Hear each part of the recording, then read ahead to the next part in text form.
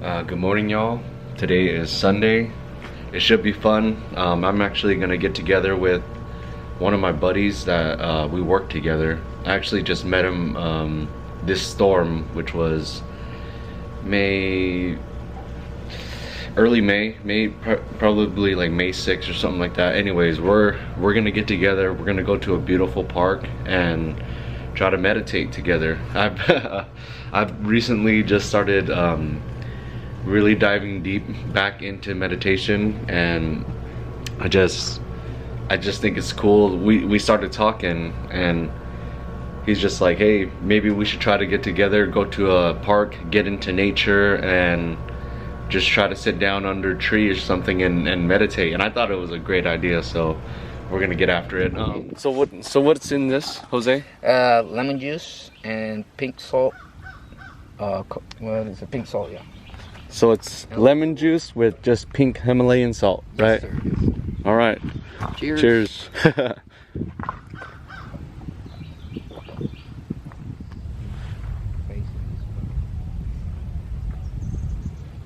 Too bad it's cloudy today, huh?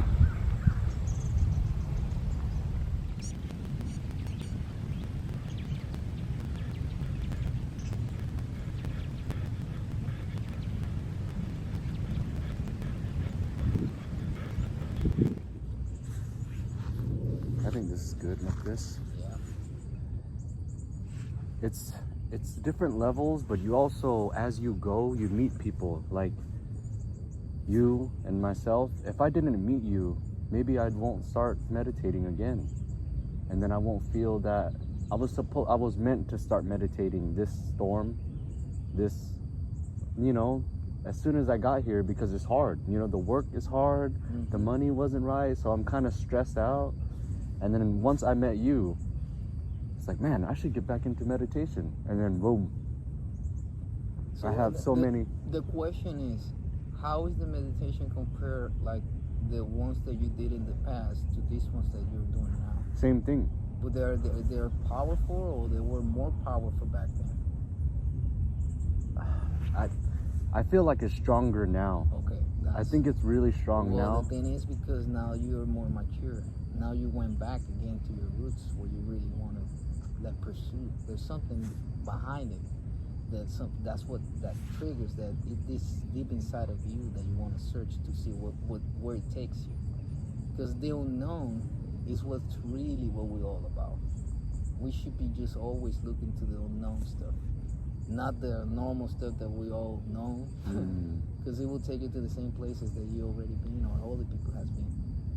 You might want to go there for information, for history purposes and stuff like that, so you can find something about the past. Right. But the unknown is like the future. It's when what you don't know what you're gonna see over there is really what you're gonna be creating, something different in your life. Right. And when you go into the unknown, that's the thing. No one knows where it goes or where it comes from, really.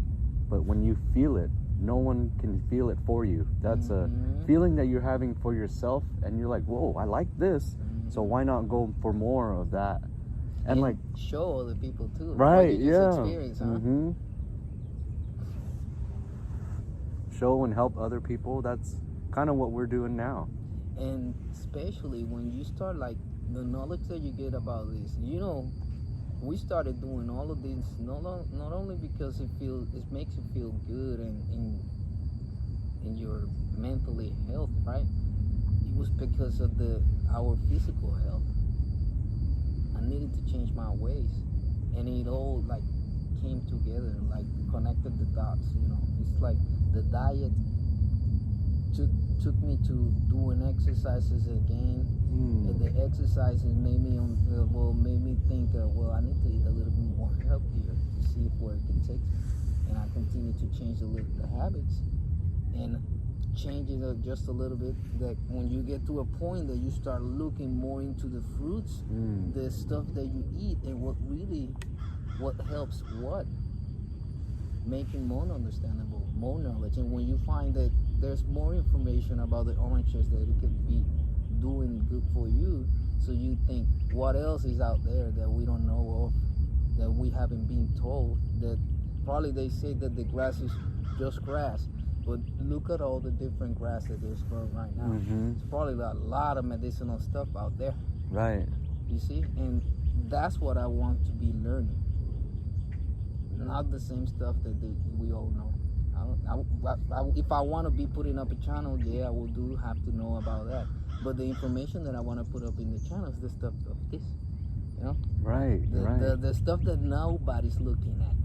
Yeah. That's why I want to get into these rooms, because people are talking about it, but it was always as like as a drug, not as a and always as a recreational drug. Right. Not as a a medicinal one that it really has a really origins from the very beginnings of the human beings, and there's a connection directly to us with that. But that's to be that information is about is to be found. Yes, and it's important. I think it's the most important information. They tell you all this stuff and have the information out on pharmaceuticals and the way that they want you to heal, because they make money from you. But if you learn about these grass, the herbs, the shrooms, this is natural medicine. It grows. It's on the earth like that. You don't have to make no chemicals, no, you don't have to bring... The ones that grow in the ground, they show you a way. They wake you up in the head. And not necessarily it means that you're going to continue to use them, because there's a lot of people that you only need them once. And it's like a power plant that it was turned on, right, and from there it just took off. And some other people need to refuel or reset every once in a while.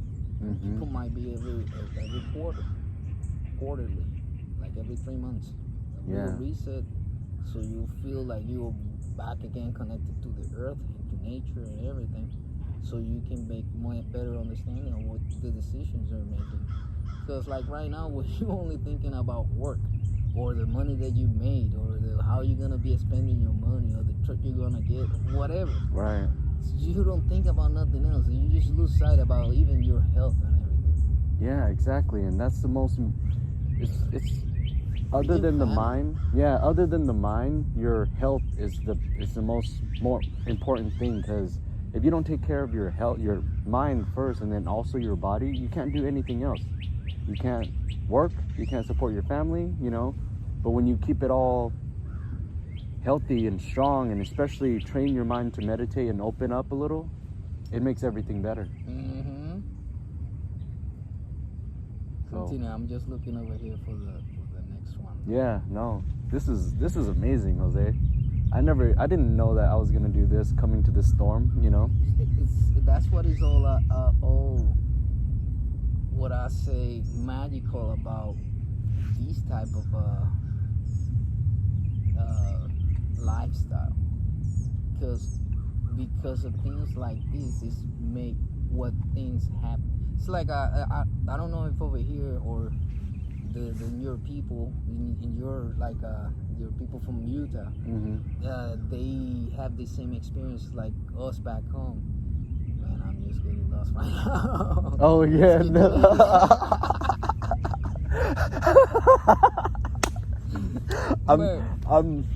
I'm right there with you, Jose.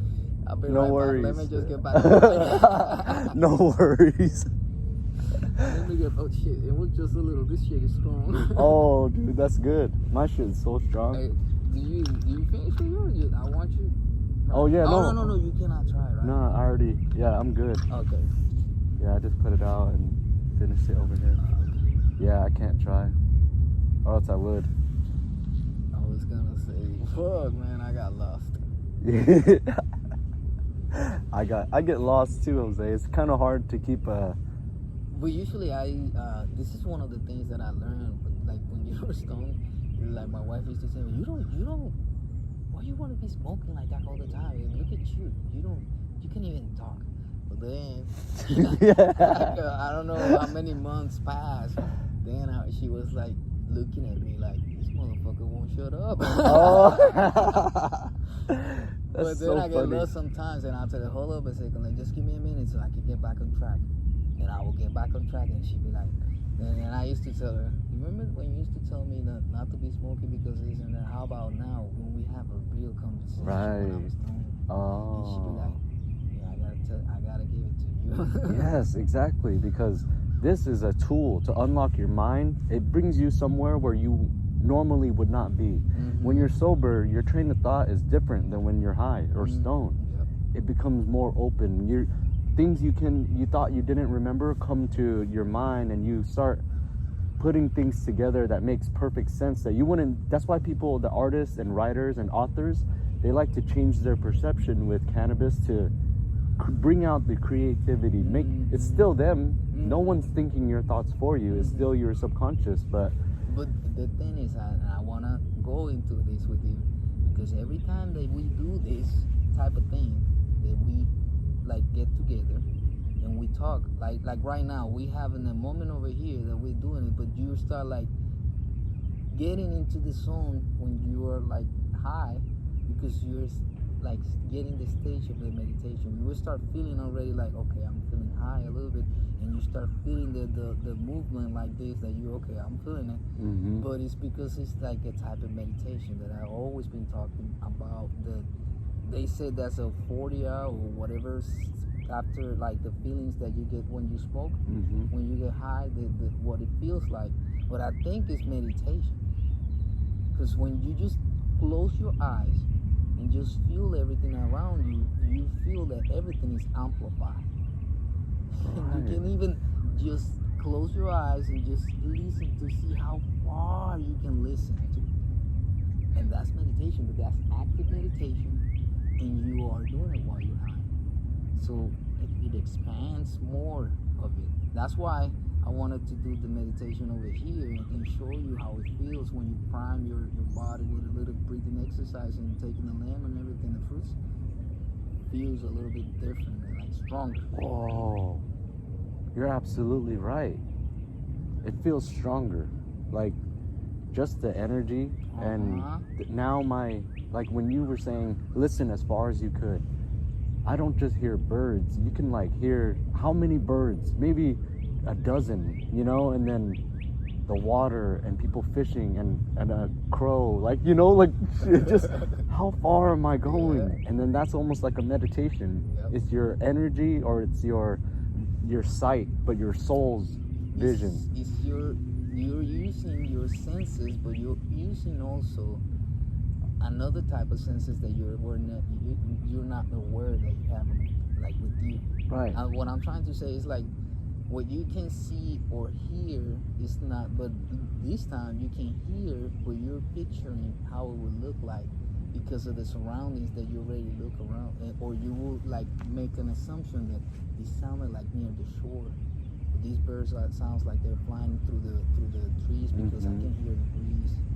All of a sudden, even though that you have your eyes closed, you can picture everything. And even people that they never have eyesight, that they were born blind, they can see stuff. Yeah. In their mind. Wow. Yes, that's badass. Yeah, they can see it. Yes, they can see it, and that's one of the things that people, they say, we don't know how to explain that with science.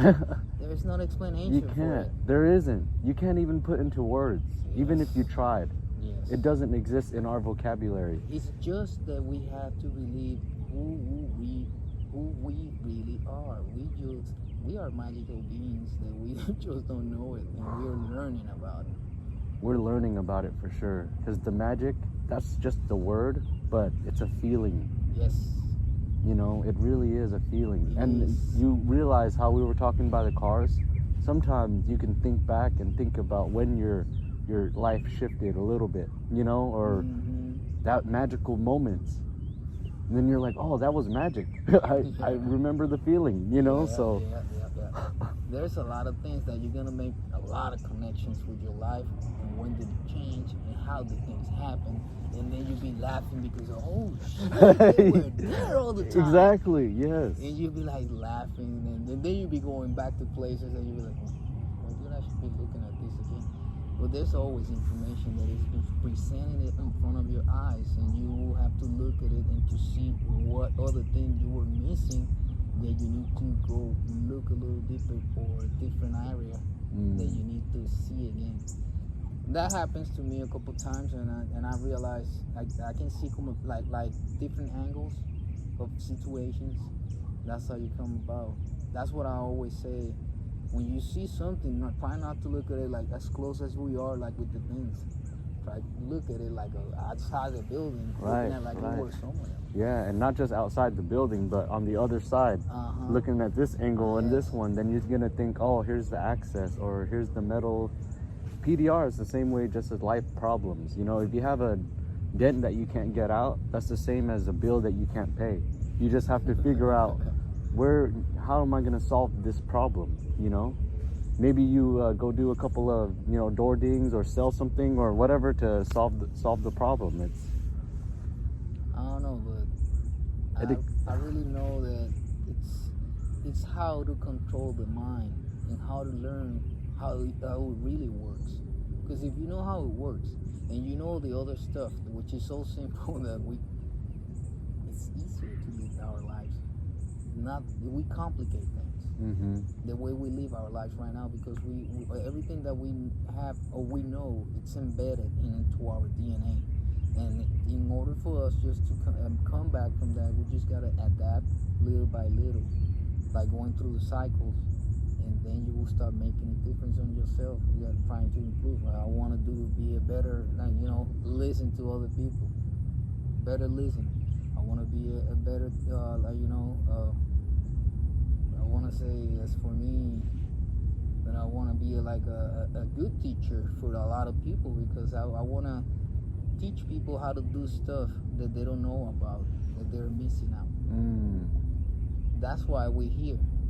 I want to just expand my knowledge with you, because what I tell you, it gives me a feedback, and what you tell me, it's just knowledge for me too. Yeah, no, we help each other. Yeah, we share, even though that we're only talking about words over here, there's a lot of energy. Oh yeah. That is moving over here, right. And is communicating. So from there, that's what I've been saying, that we have information that we can only hear over here. We can only see that when you move my lips, but there's more information going through the air and the universe itself. Because from now on, maybe, who knows, if we're gonna be again, see each other in Utah, maybe in Puerto Rico, who knows, over here in Texas, and that's how life goes. Yeah. It's like a circle, it's a cycle of life, but everything in life is in a linear way, which is gonna go to like a beginning and an end, but it's gonna come back again. Right. That's why people don't believe in reincarnation, and a lot of people do. Yes. Because what you didn't learn in this lifetime, you're gonna come back, either gonna repair or repeat. Yeah, and I don't want to repeat. You know, while I'm here and I'm conscious and I'm awake, I want to do everything that I can to try to repair and learn in this life. Since I'm here, don't have to learn the hard lessons anymore, because we're already at a certain point. If we're gonna be born in, you know, I don't know how to say it. It's like, since we're conscious of it, we have to do the best that we can to see what the universe has in store. Find it. Just, I don't know what that means, but keep searching, keep learning, keep helping, keep getting together, connecting, understand that we're all connected. Like, it's like, remember the meditation I was telling you about? One strand, that's like one person. But if you want to make the rope strong, you get everyone together, you know, and stronger together. I was telling my wife the other day, you know what, everybody's gonna get their conscious awakening little by little, and you start seeing that a lot with a lot of people that you meet. At least I can say that for myself, because I'm traveling and I'm meeting always new people, so I can tell that it's really happening. So when you get more people awakened, but there's going to be a lot of people awakened, but they have not known that they have been awakened. So it's kind of weird, because they are like living their life, they're going through it, and everything is all right, but they don't know that they have been awakened. Life is great. And they don't know what they're doing, you know? Yeah. but it's okay.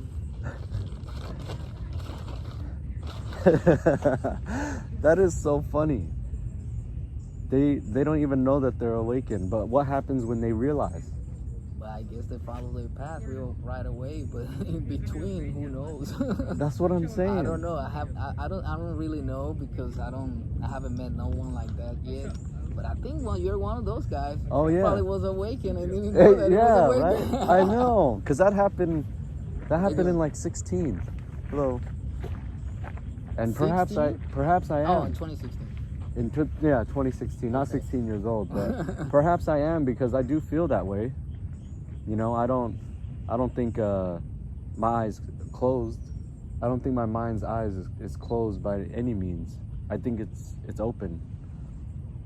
That one's gonna stop recording, but this one will continue.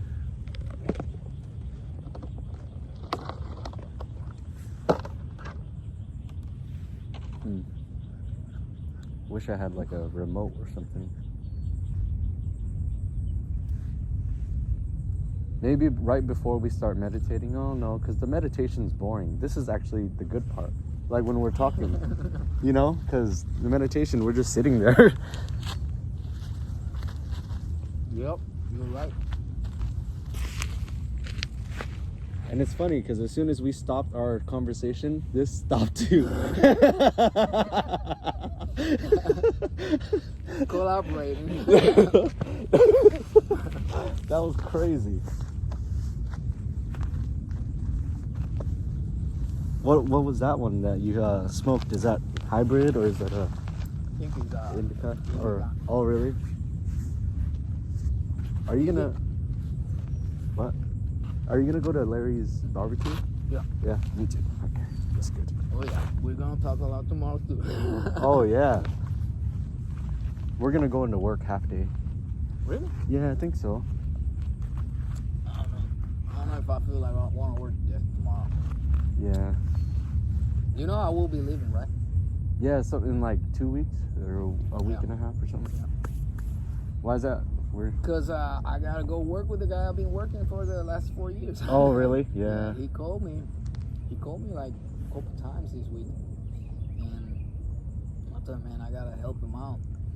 Cause over here they're kind of struggling with the text. Yeah. They kind of come and they want to leave right away, or they leave. How you guys are doing? Now you got the hang of it, right? Yeah. I mean, we can do like 1,000 or 1,300, and then sometimes 1,800 a day or whatever. But it never break that. Okay. We're too, you know, it's hard damage, and we're still kind of new, but we can get through it. It's fine. I don't know of anything else, so. Just everything, you know, like right now, it's kind of hard to find Another a storm like it's a gravy storm. I'm not even looking at my numbers. Oh no. I don't even know what I'm making right now. But I know we that I'm not doing bad. It's because money to me is no more a problem. So I'm just relaxed. And I still know that I make money, so. Yeah. But I'm not sure. It's because of the way Larry pays. That he pays every car that he gets paid. He pays, so it's like, fuck. You have to add it up at the end of a week or 2 weeks or a month. Yeah, I need to. Yeah.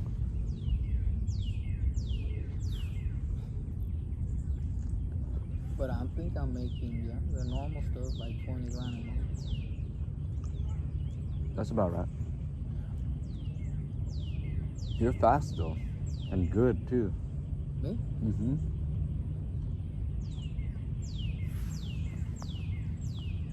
The way I fix things is just going like kind of slow. But it's fast. Going slow sometimes is so fast.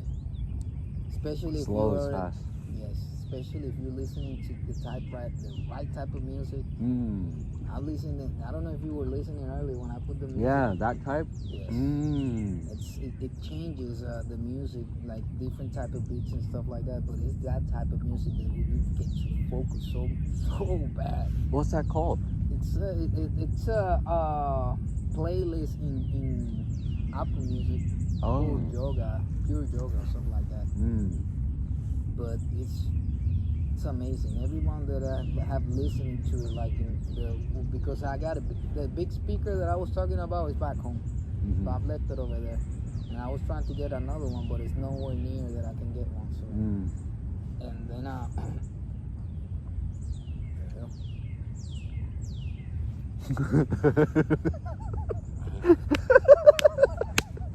yes, sir. Look at Jose. I can see your train leave.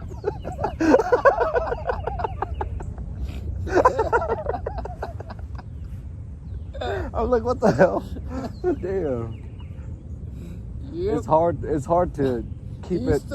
Houston, we have a problem. It's hard to keep it in line. I'm the same way. I'm like, huh?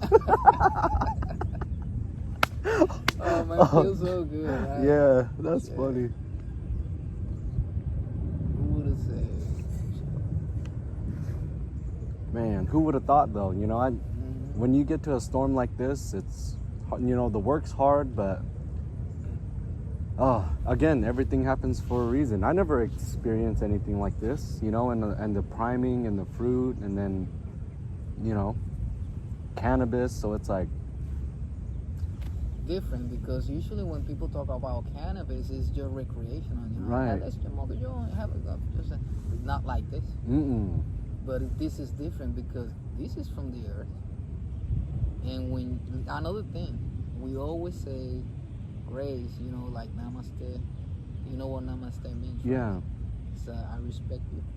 Right. I honor you. Okay. So that's why when you either kill something or eat something or go to do something in the in the earth, we should always be like asking permission for it and just be grateful and thankful for it too. Those are the type of things that like you give back to the earth, like respecting it, right, and try to keep it, you know, in shape and be as a role model as we can be, you know, to other people. You just don't need to tell anyone. You just by example, you can teach a lot of people. Right. And then we start like in our homes, in our family. Sometimes it's a little hard work over there, but it's hard work, but it's the most important work. Yes. You want your kids, your offspring, you made them. They would not exist without you, so you want to teach them the right way. Like, hey, I'm not gonna do you wrong by teaching you and develop you. Your development is going to be correct because you know, you want your kids to be the best that they can possibly be, but some parents, it's sad that they don't take care of their kids. Like, they don't even care, you know, or they beat them or treat them, not even with physical hands, but they beat them up mentally and, you know, verbally. So it's like, man. What about parents? Our parents. Oh yeah. You gotta think. You're thinking this way. Right. When you think up, if you got parents, grandparents alive too, they gotta, you know, think about this. You gotta teach them too.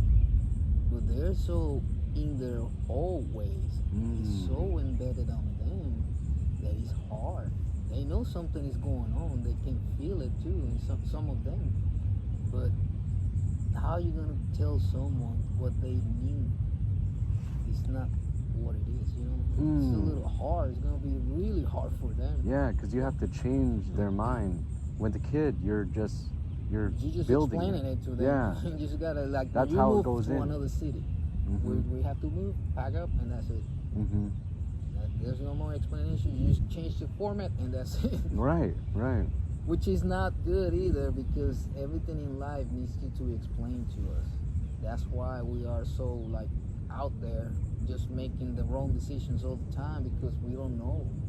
We just do stuff because that's our way of learning. And getting hit by here and there, if you don't know what you're doing, oh yeah, you will learn. Mm-hmm. But the way it was supposed to be or meant when you don't know.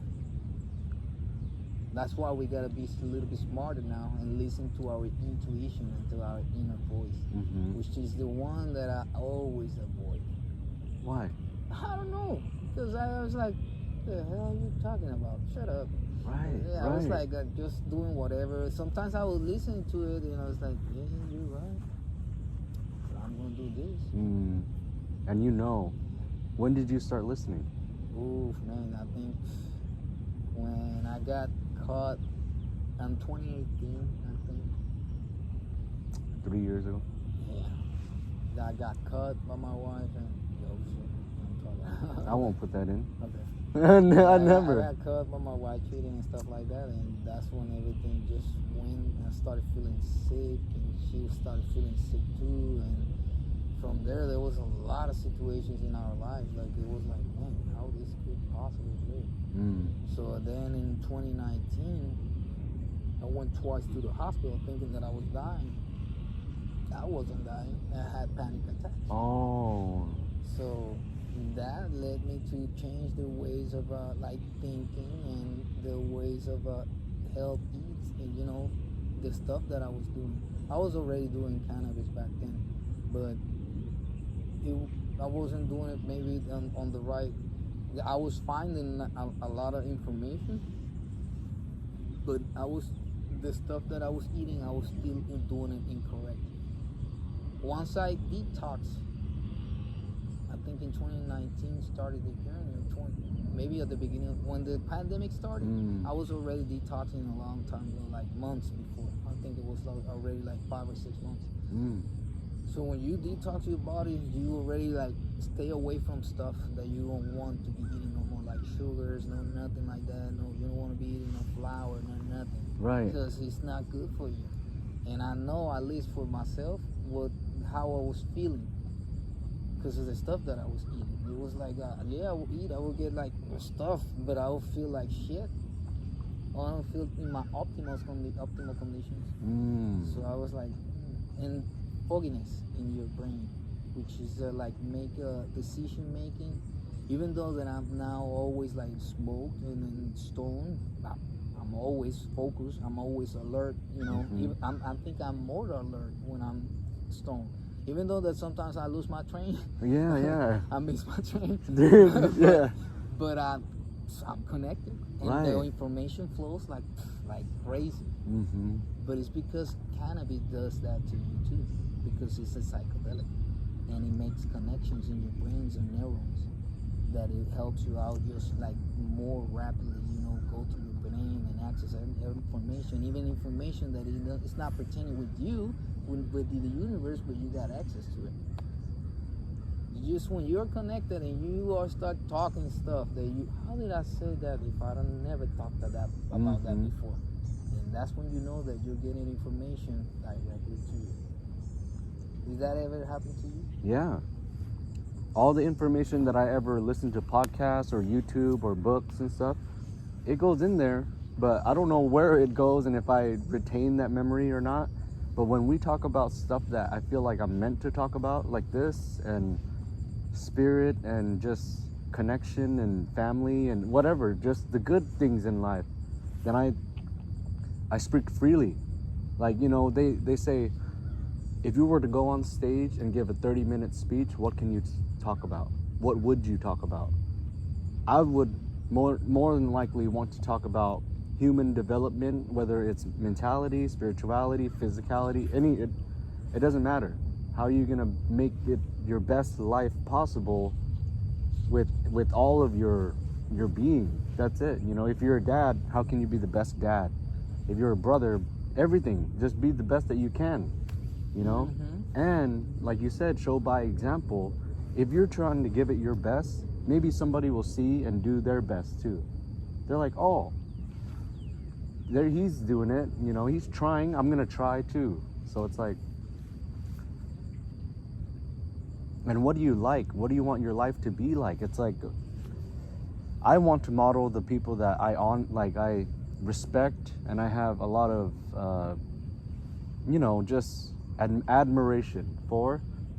because they're good dads. They're not only do they make a lot of money, but they give a lot of money, give back, help. Like, you know, they don't just, oh, I got millions and millions of dollars, I'm good to go. Like, no, they use those millions to feed millions, or, you know, just help each other, you know, rather than. As a matter of fact, that's why what I'm doing here, I'm saying this because this is going to be true. I'm going to be retired within 1 or 2 more years. Wow. Because I know things are going to go my way, hopefully. Mm-hmm. And I know they will. And when I do, it's because I'm going to help a lot of people. I was meant to be here to help people like I was myself. Like you was yourself before, and people that they don't know what they're doing, and sometimes you can lead their way a little bit, and if they got like Larry's brother that he's in depression sometimes, that shamanic stuff, that's what I want to learn, because all of us had traditions on that, ancestors. You know, everything is embedded within us, really deep into our DNA. Everything is in there. Once you start tapping it, and the only thing is that because we don't know, you don't have the access to that information. But once you listen to it with an open mind, then you start making the connections of everything, and you learn any kind of stuff on the fly. You will get other stuff that you learn over here. Oh, this is with this. You be picking up everything like that. Damn. You just gotta be always looking at the information, just thinking of like I don't know, maybe you're just thinking too fast, or maybe thinking too fast that they come about that information. But I think everyone is capable of it. It's not that I'm just a gifted guy. No. It's just that I'm really was like curious, or always like trying to be like questioning why. I remember like first time that I was telling my dad, yeah, I want to be I was probably like when I saw that movie, The Untouchables. That was a 1988 movie, something like that, 87, 88. I can't remember the year, but I told my dad I want to be a gangster. He said, what? Yeah, I want to be a gangster. I want to have all the guns, all the females like that, and all that money. Yeah. And I want to go on the wrong wild like that, like against the government. Whoa. He didn't say anything. How can you say so? Yeah. It was like crazy, you know? So then my ways changed. Then I wanted to be just, you know, people, you know, with money. Yeah, I got lusted and shit. What? Who you wanted to be? You know, you changed from wanting to be a gangster. Yeah, I wanted to be a gangster. But then I changed and I wanted to be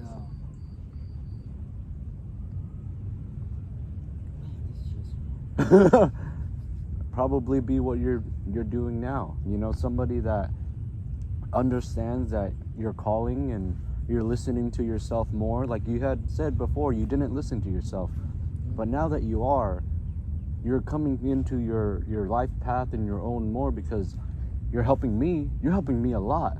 And imagine if we help each other and then record it and put it online, and if they watch it and if they get helped, that's instant. And there's a help that's it's one that doesn't cost anything, because it's within us. We just gotta practice it. It doesn't cost anything. No. It's fucking free. It is free. That's crazy. The only thing that is gonna cost you is just to maintain a healthy life. But yeah. Always gonna have a cost, you know. And I'd rather spend my money on my health than buying shit. Right, you know? right. Damn. And then you get, and I'm saying that I want to do more healthy stuff. So I'm not even in the big stuff. When I'm back home, because my wife is always doing all that stuff, I'm always in big. Because she's always doing the green stuff in the mornings, like the juices, and she puts spirulina, all the things that fuel your brain. We eat the fungi, the mushrooms in the mornings and stuff like that in the breakfast. We eat all of that. Really, really nutritional meals that we do at home. And If you do that, just get a camera and record your meals. People are gonna watch it, and because you have so much knowledge and you know that it works, you're people go to YouTube to learn and to sometimes entertainment, but it's both. It's entertaining and you're teaching them like, hey, this is what I put into my body and how it makes me feel, makes me think, makes me connect. Then they'll go and eat the same thing and perhaps have the same experience, better, healthier, stronger, faster, more mental clarity, and it's helping. That helps too. You just gotta, like I said, get a camera, and even if you don't post it right away, record it, get documentation. Document this journey and how much you know and how much you're experiencing, because if you don't record it, you don't know even what you look like on camera or what you're saying and if it makes sense. But when you're sober, or say that you're having a good session like we're talking now, you can go back and listen and like, oh, I'm not an idiot. I can actually talk, and I think people can learn from me. Like you, in your situation, you can teach a lot of people like how you're teaching me now. And I think I'm gonna live a better life because of it. You know that I always said that I didn't want to teach anyone about PDR or nothing like that, or that I didn't want to be a teacher, and I was always refusing that. But I was like, I didn't know why, and it was because maybe I was gonna become a teacher. Then I realized that, I was like, oh shit. Oh yeah. It's just like life will tell you things or make you see things the way you most unexpectedly you will find it. You just gotta have a little bit of that mind that always runs into wild. There's people that have like short fuse. Have you ever heard that they're short fuse? Mm-hmm. That they like will temper? No, like they will start to break a fight or something like that, like just like by a comment or something that you look at someone. Oh yeah. They're like short fused. Yeah. So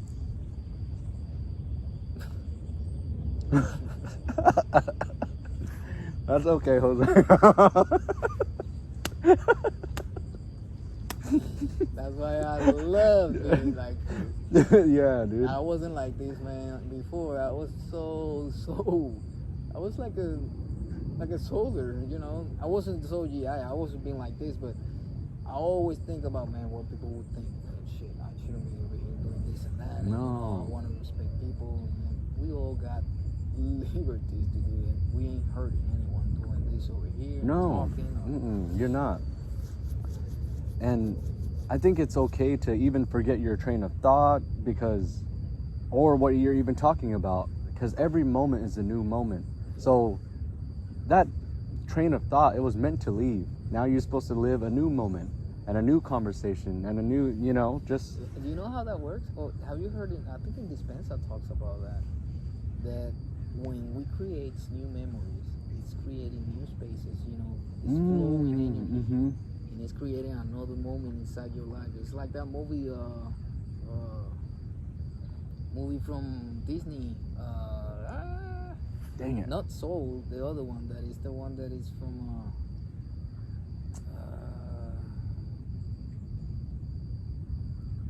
It has something about the emotions. I think. Inside Out. Inside Out. Yeah. Inside Out shows in the movie the other way that how the words in within deep inside of you.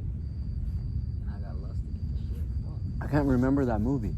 That's why. That movie is a really good one. Yeah, I can't remember. I think it's about the girl is growing up, and she's like going through being a little girl, going through like puberty and stuff like that, and she's not losing some types of memories because she's replacing them with new ones. So the imaginary words that she had were crumbling because she was growing up to another phase. In the spaces she was growing up, she was like kind of more like getting detached because they moved from the house, and that created like a trauma to her. So it's a little complicated movie for a kid. Yeah. Kid will watch it and they will love the movie, but they don't understand what the hell happened in the movie. But when an adult watch it, it'll be like so in the movie. The movies are for the adults. Yeah. All the movies from Disney, they're not for the kids. They're for the kids, for the selling of the dolls and stuff like that, the muñecos. But they're for the adults. Especially that last movie, Soul. Yeah. Yep. It's a lot of information in that movie that if you know stuff, you'll be like, holy shit. They blew everything. They just told everything out there. You know, their way of telling the story, but it's pretty much it. Do you think the writers and producers of Pixar, Disney, they all meditate and Psychedelics? psychedelics, cannabis? All of them. This is the only way to open, right? Yeah, even the people in the higher government agencies, Yeah. most of them. Even look at at the artist community. When I say artist community, it's singers, people that paint any kind of artistic things. They all use psychedelic. Well, most of them use. I don't want to say they all use, but I want to say most of them use because it's just expanding your perception of consciousness and everything. You just change the way you think when you do that. And because you change the way you think, it's just the way they're forcing us to think. When you become that detached of that persona, that's when you start like creating your own things or seeing things the way in life the way they're supposed to be. So when you wake up, you start seeing this field over here. To some other people, they say, yeah, this is an ugly place over here, but you can see beautiful things over here, flowers here and there. You can see butterflies, all kind of birds and stuff like that. It's all about perception. Wow. You're absolutely right. You can come to a place over here and see, oh, there's nothing over here to see. But if you stay for a little while quiet, you will be surrounded. There's a lot of life around. Wow. That's insane. You're absolutely right. Insects, there's rocks. Yeah. And how deep do you want to go? on top of Energy. you. Yeah. Oh yeah. Ants and butterflies and dragonflies. Yep. Man.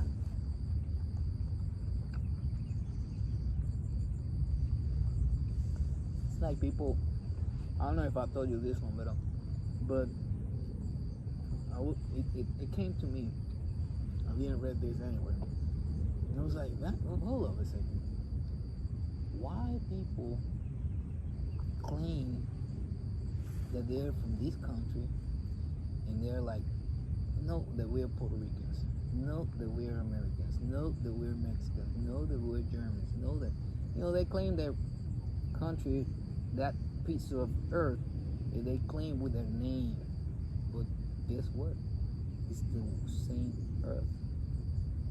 So what the hell are you talking about? Yeah. Why are you talking about this place here and there? And well, we all the same too.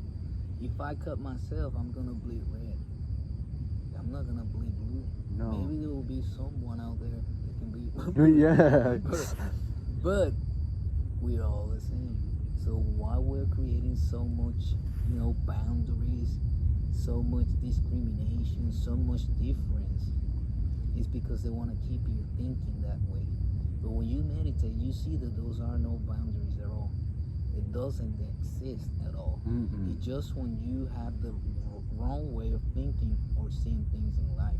Because when you switch it up, then you start seeing things. Even people that they used to, I think at one point in my life I was a little grumpy, always in why am I doing this? Why am I being like this? I don't need to be like this. Right. Nothing has been done to me. Why I gotta be like this? So I change. And there's people out there in life, maybe, that they really have a reason to be like that, and they stay like that their whole life. And that, I guess, that consumes them. Because when you stay like in an anger or something that is eating you alive, it's gonna eat you. And it'll keep you wherever you don't want to be, as long as you're not willing to heal and learn. Because you made the realization when you felt angry or grumpy, it's like, why the hell am I like this? Okay, now, how do I want to be? And then you started changing. And now, in your journey, everything, it's all connected. Your life is just it's an accumulation of all your experiences, and then now this point in life you might get knocked back a little bit and then go even further, get knocked back a little bit, and then you learn more and then you grow. I learned from so many different aspects of my life, from my marriage and my childhood, going into teenage years and being sort of like a criminal. And then, you know, because I'd break into cars, try to steal stuff that is not even mine. I'm like, what the hell? So I learned from that. I started thinking, so how dare you even think about stealing people's stuff? You know, like, see, I learned that lesson. And I don't know why I did it, but that was just from my teenage years. And then I kept learning as I work with my dad. And you have people that are older than you that come and teach you things that you know, it's like mentors and gurus and like people that are the leaders, you know. And I was gonna say this to you a long time ago, but my wife always tell me that the teacher will come to the student when he's ready. Because even though that the teacher want to teach the student will not listen. If he's not ready. He's not ready because he's not. Even though that you can tell it the best kept secret it is in the world of being immortality or something like that, you'll be like, nah. Yeah, exactly. Whatever, old guy. Because you're not ready. And if you and I would have met 2-3 years ago, I'll be like, you fucking weirdo.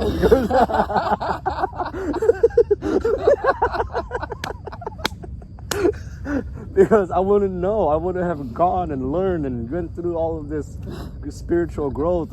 I'll be like, get away from me. The fuck you mean rocks?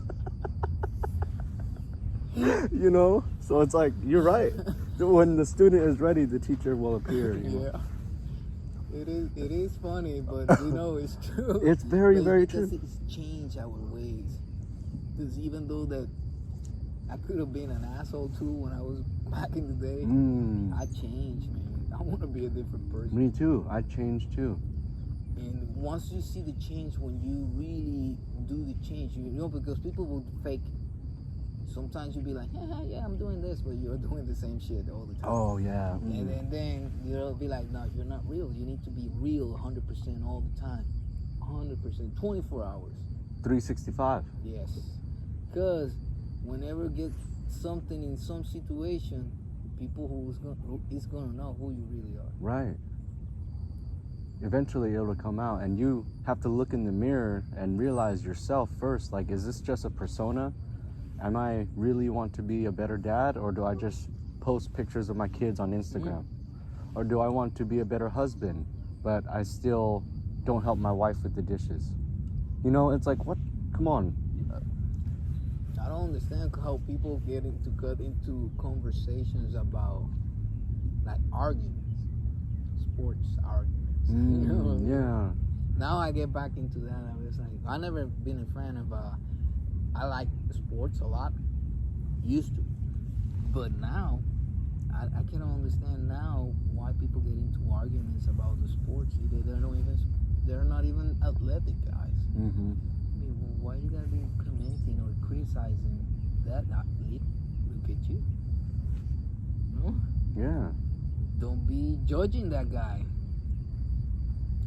Not even close. Like, they're not even close. It'd be fat, pudgy, short, and then like, oh, run faster, or how are you gonna miss the field goal? It's like, can you even kick a ball? You know, can you do it? Even 1/100th of what they can do? So how mentality of the human being came like that? When did we become those type of people? Because I bet it wasn't like that back in the day. That people wasn't like talking shit to other people like that.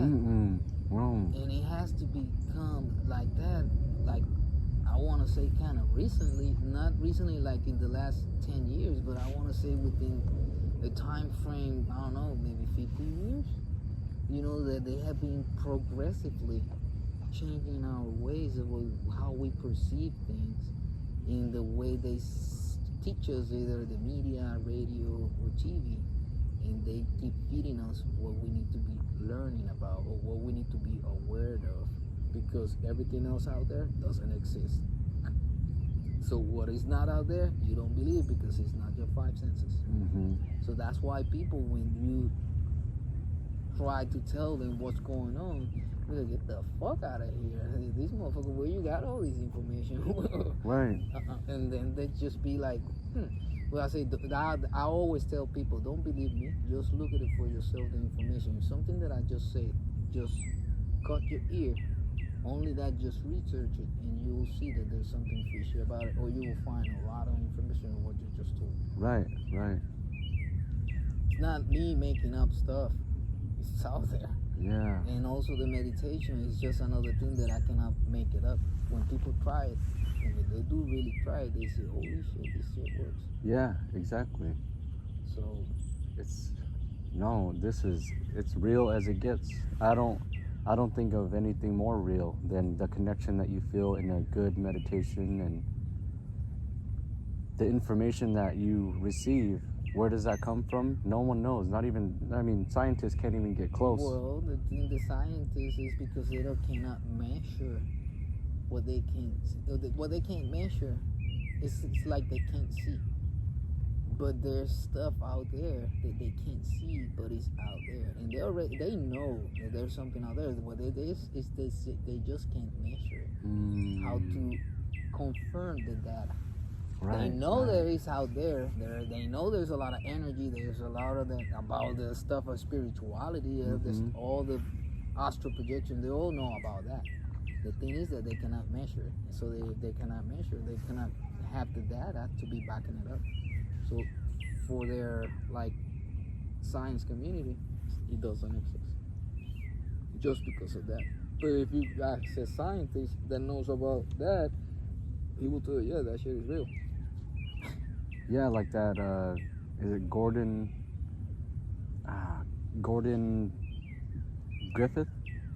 He's the professor that's spearheading the psychedelic research at Stanford. Mm-hmm. He's the one who's been studying psychedelics for over 20 years, and he meditates a lot. He is the reason why. It's John Hopkins. He's gonna bring it to the forefront. I wanna be part of that. Yeah, he is. That's what I'm saying. Yeah, he's waking up the scientific community. Like, hey, because he meditates so much, and that he never thought his career was gonna go in psychedelics. 20 years ago, he had a meditation and he was thinking about it. He's like, this is interesting. He looked into psilocybin mushrooms and never turned back. 20 years. See? So it's like, this thing is real. Why aren't you waking up and just open your own eyes? This is the real deal. But if you think about it like this, say the government, they also do psychedelics, right? Yep. Because to be that powerful, you have to be connected too. But maybe this is the universe's way of saying, hey, I'm going to put these people that are in power, I'm going to give them the tool too, and they're going to try to manipulate you. But because they're manipulating you, you're waking up on your own to fight back.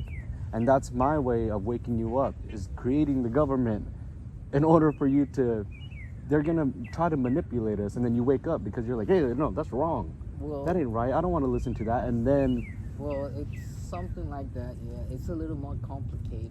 See, and that's the thing. It's so complicated that... Well, it's because when you go... This is what's going to happen. Every time you go deeper, you will see more, right? But there's more behind it. So... every time you go a little bit more deeper and you find stuff, you're gonna come about this information, but that information comes about because these are the information. Like you were saying now about all of that, about the government, but in reality is that the government has hired people on top of them that control them. So they are run by. So it's like, I don't know how many levels above the president, but I think it's like 20 something more. And when you have that, and when you think about our government, the way it ends, and you think of the ultimate power is the president, and when you see those type of charts, that you know that there's people above the president, is you think about, or you gotta ask yourself, what is this? What's going on here? What else is out there? Because if the presidency of our country, we are seeing this leader, which is at the top of the chain, and he's not over here in this other chart. Well, who is in top of the chart? Who do you think it is? I think they are like people that maybe whoever's in top of that chart is very powerful people, or people that they don't have the best interest of the people in the earth. Maybe they're not even human. Maybe they're hybrids or something like that. I don't know. But they know a lot of stuff. But it's only like in the top of the chain and in certain positions in the government. Not everybody knows about that. Even though that they work for the government in the secret agencies and stuff like that, not everybody knows what's really going on, unless they have been awakened. And people that they have been awakened because of their conscience and stuff like that, they either quit or they get into trouble because they try to expose and they get, blanked away from the earth. Yeah, they get suicided. Yeah. So all of this was been going on for many years and years and years. The only thing I think is different is that since the energies are shifting, and since this year came about, since last year, since December last year, so things are going like our way. You just gotta be like looking at the signs for you to be manifesting all the stuff that you wanted to be, all the stuff that you want to become in life, all you want to achieve, all your desires, all everything that you want. But you gotta stay focused and listen to what you really want. That's a deep question. That's one of the hardest questions. What do you want to do? Or why are you here? And it's hard to figure that out. Those are questions that are very, very good ones, and I guess those are like in the top 10 of everybody. Yeah. But one good question is that to think about is if you had all the money in the world, if you had all the wealth, and you had all the time, what you will do?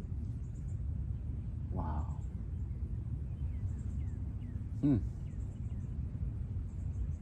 I would still be trying to spread the love, like the knowledge, because since I found meditation, I want other people to experience too, because it's almost like euphoria, ecstasy, like this bliss.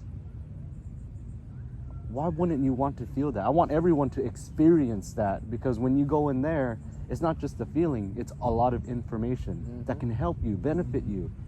And what you call happiness, and you get so full of love, happiness, encouragement, passion, and spirit that you just feel good. It gives you a fuel. It's that energy that flows through your body. Yeah, it's that soul getting feed the right energy. Yeah. Because you're switching up your frequencies, right? When you start feeling grateful because of that moment that you're experiencing, it's because you're tuning in to what you really were supposed to be doing. And when you do, you start resonating and your soul feel it, and you feel like me right now talking over here. Yeah. I feel that little tingling sensation in my stomach. Right. That's when you feel that energy, that bliss. And sometimes I feel the breeze that comes into my face, and those are signs. Right. And I see the sun that comes out every here and there, just telling me, yeah, you're doing good. Oh, yeah. And you wouldn't have those feelings if you weren't having an important conversation or doing what you're meant to be doing, That's why you feel that way. I feel good too, it's... Well, all around us is always signals, messages. We just got to be perceptive about how things all around us. I can feel the breeze. I can feel the temperature change. Yeah. I can feel how the sun comes out and warms it up a little bit, like suddenly. But I'm aware, and we're still in the conversation. I'm listening to the birds down there. I'm enjoying this. Yeah. And when you do, it's because you're in this moment. And that's part of meditation will keep you in balance, so you can stay focused in the here, which is the eternal present. Because sometimes we be living too far ahead in the future, thinking about what I want to be doing tomorrow or next week or next month or when the season ends. Or you thinking about in the past when you were doing good or you had something going on, or some people like to live on the past, you know. And if you're back here or too much in the front, but you're gonna be struggling in life. Or you're probably gonna feel, or you're gonna see signs of anxiety or depression. That's easy as you can see it in anybody. Wow. So when you see someone so anxious, well, that's a sign of something is going on. Mm-hmm. If you see someone that is a little bit overweight, there's also a sign there's something going on. Everything on a person that it's not judging, because I want to make sure that it's not that you can look at someone and you just start judging them. It's just when you talk to someone, sometimes you like to know information before you start like talking. You can sense when someone, if a relative is gone or something like that, you know. So you don't want to be going like, "How's your father?" Oh, you know what I'm saying? Yeah. You gotta be careful sometimes of what the questions they gotta be asking. You gotta be sensitive. Right. So you gotta read people. You gotta know how to approach people too. Oh. Sometimes it's just not even good just to tell anything or say anything to someone. Because sometimes you will see a female crying or someone and you say, "Hey, are you okay?" And they will like go away, you know. Mm-hmm. That's why you gotta give them some space. Not to everyone you can do that. Right. It's all connected. Body language, spirit. Mm-hmm. You can tell by their physicality. Like we were talking, handshakes, looking in the eye, the way they present themselves. They stand, the shoulders, back like this, or chest out. Like it's everything. And you just got to pay a little bit more attention to it. Yep. And sometimes, not sometimes, most of the time, people that is surrounded about you is who your reflection is. The last 5 people you have contact with is usually your reflection, who you become, or who you becoming, or who you are, things that is getting into into connection and stuff. Yeah. It's really, to me, it's really amazing and wonderful, all the stuff that is going on right now, that I'm paying attention now to it, because it's been going on forever. It's been on since the creation, not since I was here, since the creation of the life, It's not because us human beings are just getting the satisfaction of enjoying this. Only animals and everything in the universe get the hand of it. So other galaxies have another type of beings, and they're also experiencing the same type of energies that we're experiencing right now around the universe. So we are one, connected everywhere. We just, I was gonna say earlier, when the knowledge that we get,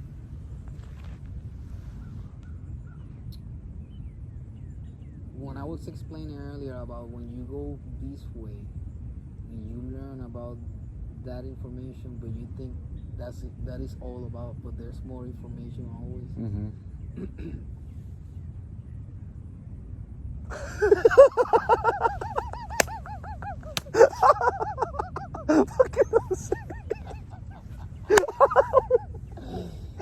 Damn. That was gonna be a good one too. Man, Damn. this is gonna be a good one. Behind the scenes. Damn, that was Man, we're having a good time. hell yeah. I was getting ready too. I was like buckling up. I was like, hell yeah. He's about to unleash the beast. Oh damn. But yeah. Behind there, man, there is a lot of more people behind. Whoever's behind everything. Right. It's gonna come to a point that there's people. Okay, there's elite people, right? What they call elite people are the people like the the people from England. You know, they have wealthy people, and they have all the people from the lineage of the royalty. Those are elite people. The people really wealthy too, like Bill Gates, president, and all these people that they're connected. They're within the elite people. That 1%, I think they are, right? Yeah, the 1%. The 1%, right? Well, those people, within those people, are the ones that they're like humanoids or aliens. They're humans too, and there's also royal people that they really bleed, supposedly blue. People that have elongated skulls. They are between us. The thing is that we're so used to seeing so many faces that we don't even care about nobody. We don't pay attention to nothing. Since we are like in a bubble now, we don't even look around. We just being like on our phones, not even perceiving anything. Wow. Yeah. That's so true. And people. now with the face mask, I was just, how the hell? Now you don't know who's who. You can go to a grocery store, even though if you are like in your area, you probably won't even know who's your neighbor. You can't, especially with the the mask. But things are going away now, though, like the mask mandate. Well, I said last year that the masks were gonna go away by this summer, and it's coming true. Every time I open up my mouth, it's a little scary. Because everything that I say becomes true. Right. So you want something for yourself, for your life? Yes, Jose, let's see. No. No, but it's because everything that I say is because I got something that tells me that it's like a feeling. And that's why I'm so open up to say that out loud. And like last year when I said it in San Angelo to these guys. I said that I think that mask thing is gonna go away from next year by the summer. And they looked at me and go, okay. Even my wife laughed at me. I said, okay, watch. And it's coming. Yeah. So I've been paying attention to the stuff that I said like that, and it's been like a whole bunch of them. They're like, it's kind of like amazing, a little magical in the way things are coming alive, or they're like manifesting. It's almost like psychic. Well, the thing is that we all are, and now that I'm seeing the effects or the repercussions of it, the good effects, because I really like what we've been talking about. Yes, 1000%. It's our own personal Wi-Fi. Like, you know how the bugs and insects are coming to us? Yeah. We're turning on our Wi-Fi. Look, where they went now? Where they go? They're everywhere if you look. Yeah. You know? They're just camouflaging around. Yeah, exactly. They're literally everywhere. Yeah. See the little butterflies and all the ants. It's badass, huh? Yeah. When you start looking at things like that, it's just so amazing, because everywhere you go, even I looked every day at the sun when it's out, right? Like at home, since we live like right next to a mountain, a little mountain right next to us, and where we live, all the housing and everything, all the birds come from the top of the mountain just every morning. It's tough. Like they wake you up in the morning. Right. And when you go outside, because it's like you can barely hear kids over there. So you don't hear nothing. You just hear the birds, all the animals, everything in the morning and in the afternoon. It's so beautiful. So I want to get me a place like where my parents are living.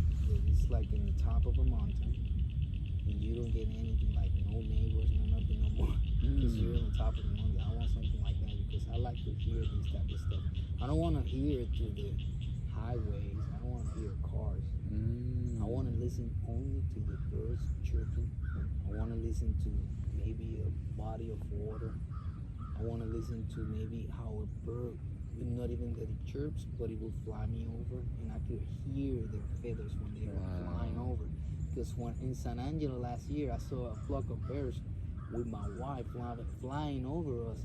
I want to say like maybe 30 feet, maybe 40 feet over us, and I felt the resonance of the feathers that's going like this Wow. through the wind. Yeah. All of them, there were like 100 birds, and it felt like, wow, I never heard this before. Oh, damn. It was so amazing. That's I was crazy. like, wow, Yes. what is this? Never heard this before. Wow, I was really impressed. Damn. And those are the type of things that you can start like, when you hear them or you feel them or you see them, you be like, wow, that was so special to me. Because there will be a lot of people around me that will be like, Exactly. What the fuck you talking about? yeah, You can't I hear that that. shit every day. Yeah. It took me so wow. Right. It's like the first time I was one of the first year, maybe the second year, I was working over here in Texas. First time I went to Midwest, I got to see a roadrunner. Never seen one. A road runner? Yeah. Yeah. I never seen one. I've never seen one either. How come? For real? Never ever. No. A road runner? Yeah, the bird. Yeah, I've never. What's it look like? It's like a little bird.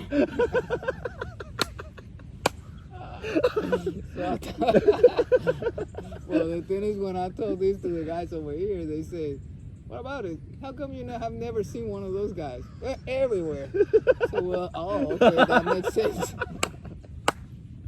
Well, for me, it's the first time. I don't live around here. You gotta Yeah. understand me. Wow. But they're like they don't look nothing like the Roadrunner cartoon figure. No. No. Oh. They look like, whenever you get a chance in your phone, just look it up, Google it, because they look like a regular bird. The only thing is that they don't fly. They're kind of like. That's so funny. Damn. It's not like a chicken? No.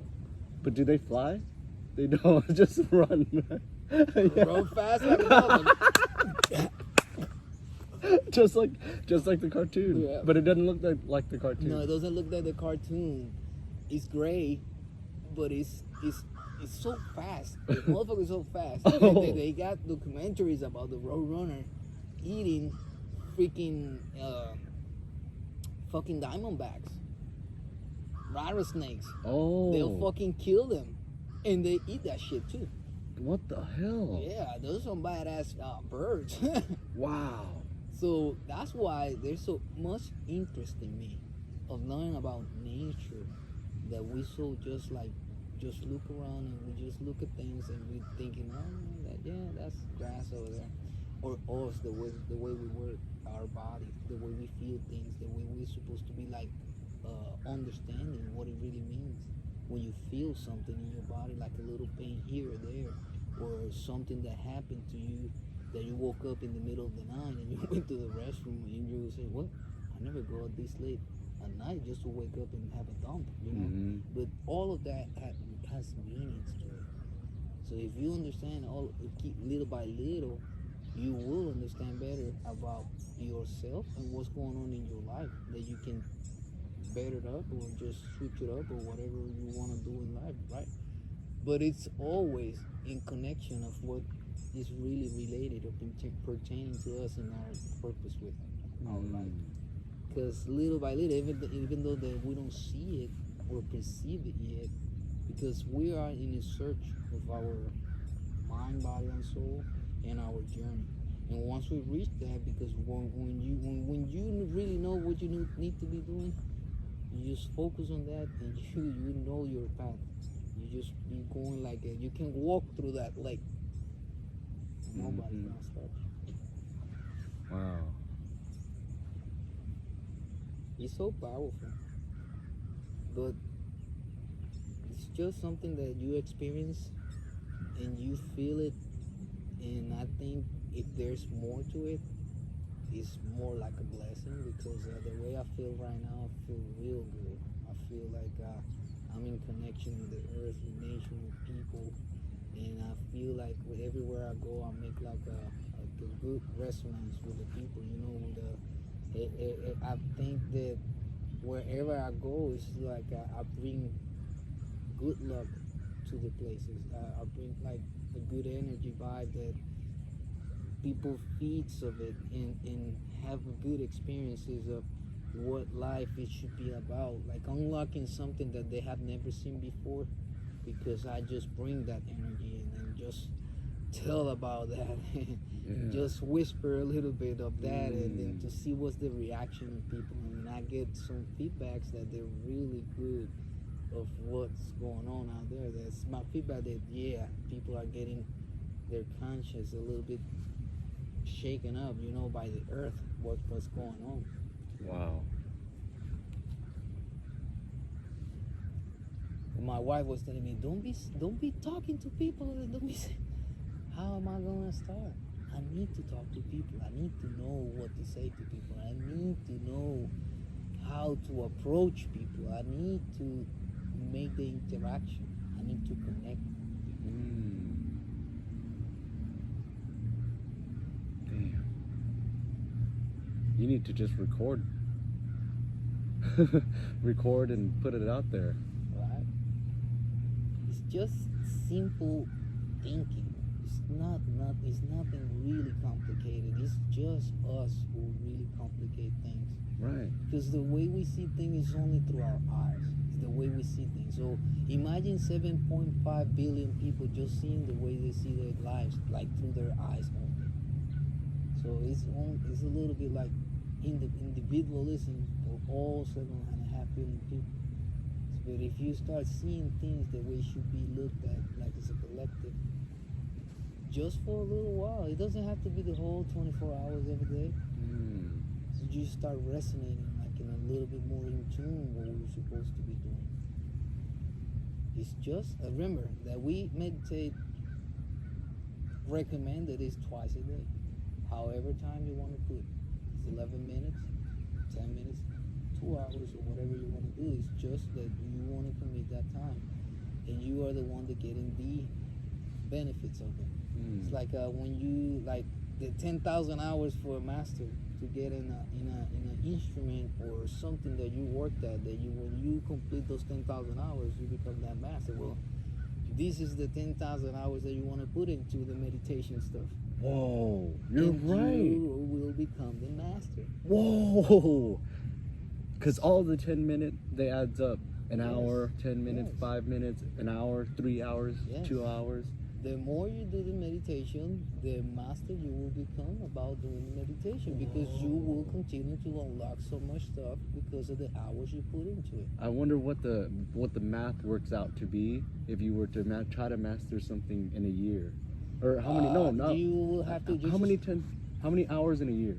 I think it's you counting like 5 days. It's 5 days a week, 8 to 10 hours a day. But that will take you, I think it's 3.5 years. So if you want to do more quickly, we need to do the math of it. For 6 days a day, a week, 10 hours a week. I mean 10 hours a day, 6 days a week. That's 60 hours. And 60, that's 600, and 120, that's 720. 720 hours. In a year? Yes. So divide that by 10,000. No, hold up a second. It's we have calculators, but it's hard to. We could just open up our phones. Yeah. Good. I think if it's a good mind exercise. That channel of yours is good. It's good stuff. Oh, like Wim Hof says. Yeah, no, for sure. That's... Look, 12-12. You know 12-12 is another sign? 12-12? Yeah, that's the time right now. 12-12. Everything is a synchronicity. Remember, numbers that they are like that in sequence, they are called synchronicities. If you see a lot of those during your day, like when you were saying 11 this morning, it's usually in sequences.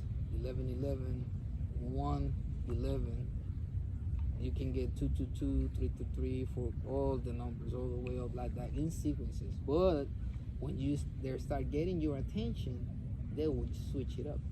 And then you will start seeing numbers that they are not in sequence, but they will repeat itself, like 973, let's say, for instance, or 173, and it will appear to you in different cases. Maybe in the mileage, it will show up in a station, it will show up in a license plate, it will show up in a receipt. That's something that you pay, and that's the stuff that you gotta be paying attention, because those are messages, signs from the angel, just for you. When you decode them, look it up, it will tell you a message, a guidance. Everything is like it's been done for the, I don't know, all that information is in there, but I don't know why. But when you look into it, resonates with you, you start doing it. You start doing that guidance that is the divine one, and you start seeing that there's a lot of stuff going through your life that is getting better and better. So when you don't get nothing like doubtful in your mind no more of their existence, you be like, okay, I'm ready. Just show me the way, and I'll follow. Yeah. I've been going through that process right now. Exactly. Because I don't know what to expect when you want to follow all the way through would you have to let go of stuff, you know?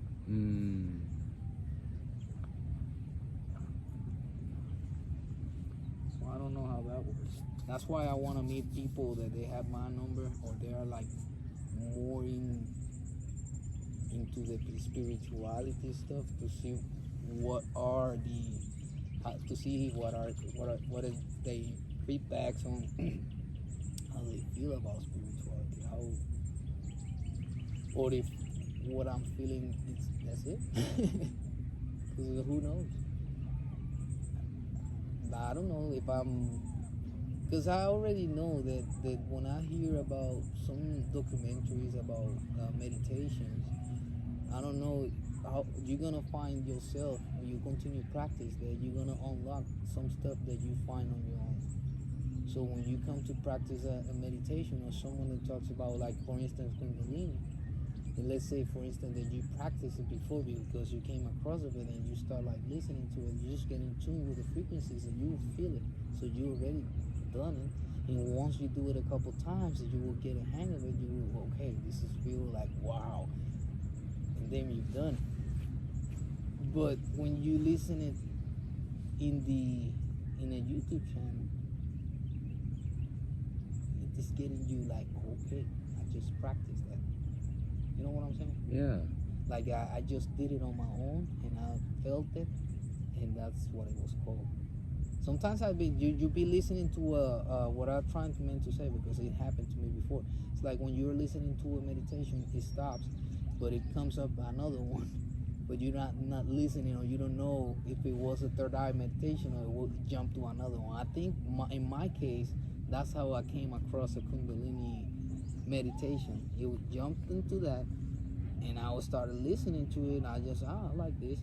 I just continued to listen, experienced the thing, and didn't know what I was listening to. And then I listened to a documentary in Gaia that they talked about Samadhi, and in Samadhi they talk about Kundalini, and they talk about how it feels or something. They talk about how a little bit more specifics about it. I said, oh, okay, I experienced that.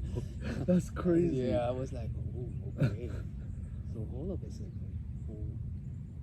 What type of degree you gotta have to feel that? I just experienced that. Sometimes you don't need to know everything to experience something. Experience is always gonna be the part that everyone has to get it on their own. I cannot tell you experience only just by telling it to you. You need to experience it too. Right. So the more you experience it, the more you're gonna become like really good at it. Damn. And 10,000 hours is when, if you keep practicing on one. Let's do the calculation. Yeah. Because how many years? And I've been practicing meditation on and off for only about 5 years. You know?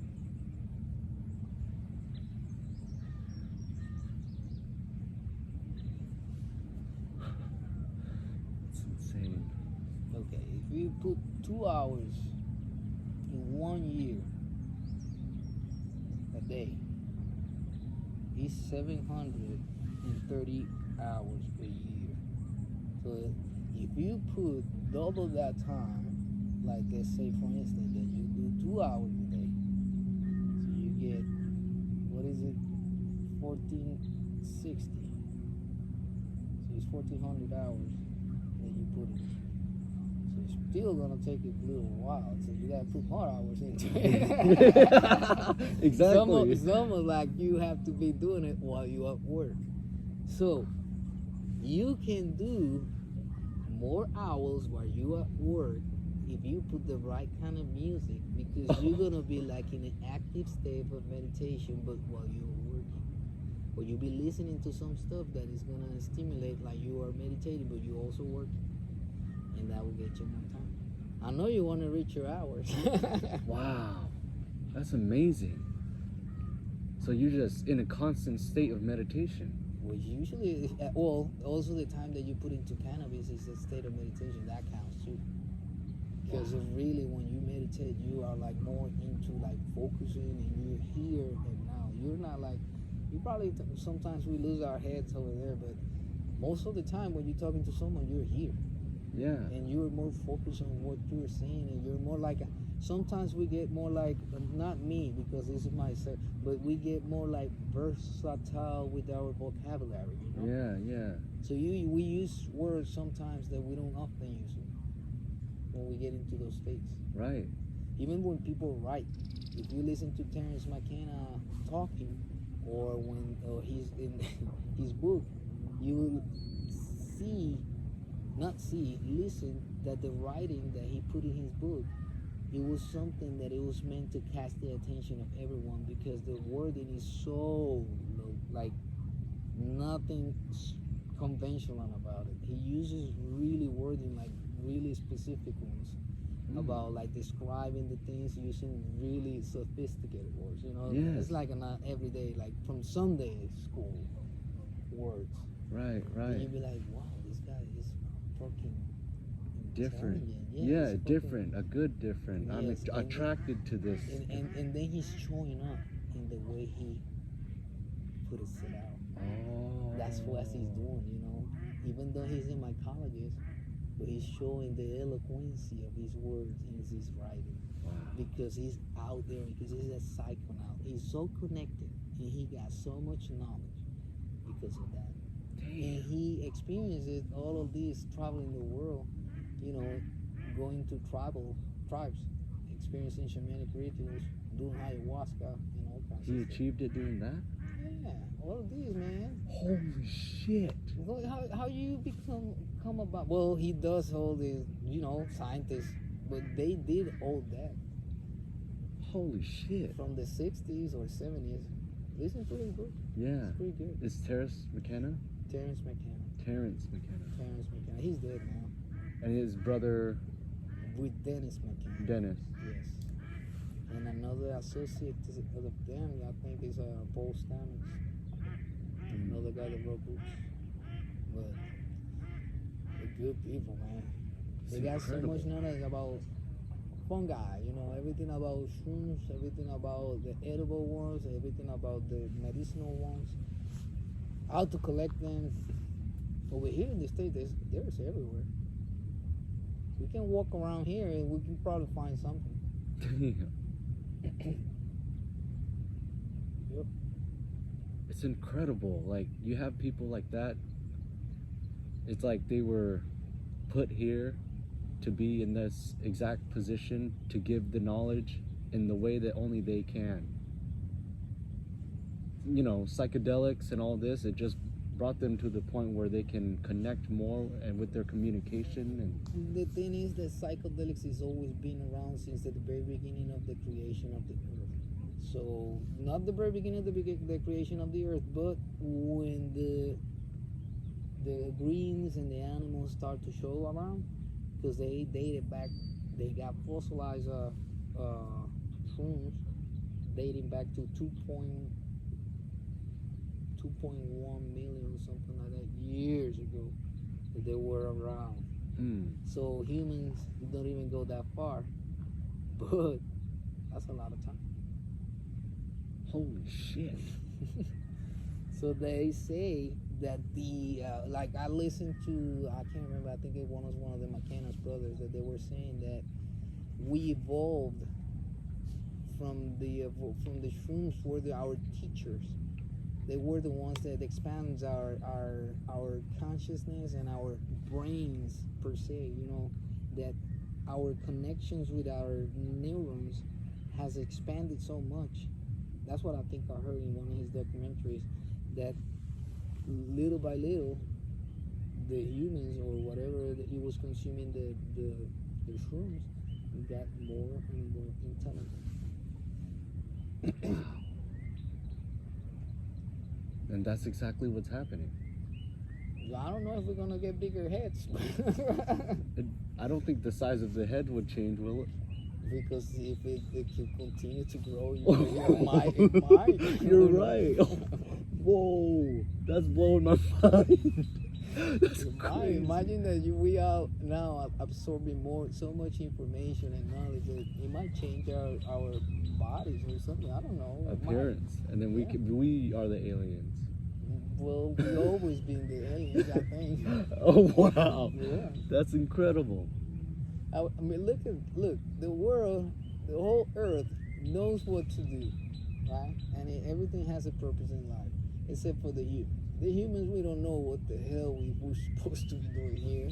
We're fucking up everything. We just don't know, and we don't care either. Right. So that's why we need to, if we open up our conscience and we're waking up, we need to really spread little by little this, because people need to understand that the damage that we're doing by not paying attention to the little stuff. There's too many greedy people out there that they only think that everything in life is about money, or how to have people under my souls, have me on top of the world and you all down there. That has to change.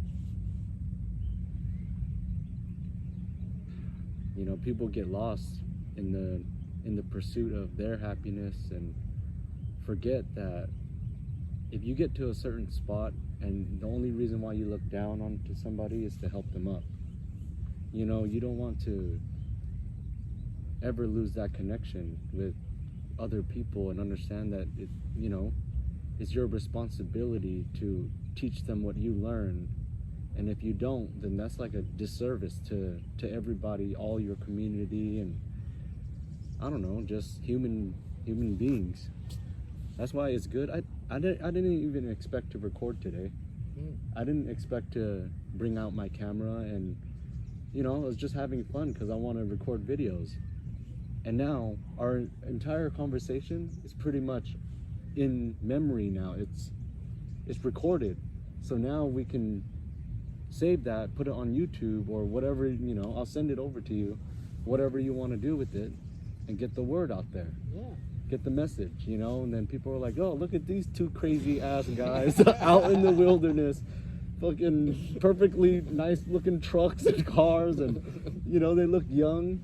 Why the hell are they out here? And then we're talking about spirituality and meditation, right, and laughing, having a good time, connecting. Right. I think people enjoy that. People would watch that. So I don't think you're gonna like this. What? It's 10,000 hours in a year. It's 27 hours a day. Oh. So you gotta put up more time than the days have. And then how many? 27? What? We only got. It don't. Not in 1 year. You have to do it. 2 years? Holy shit. You have to do it in 2 years, man.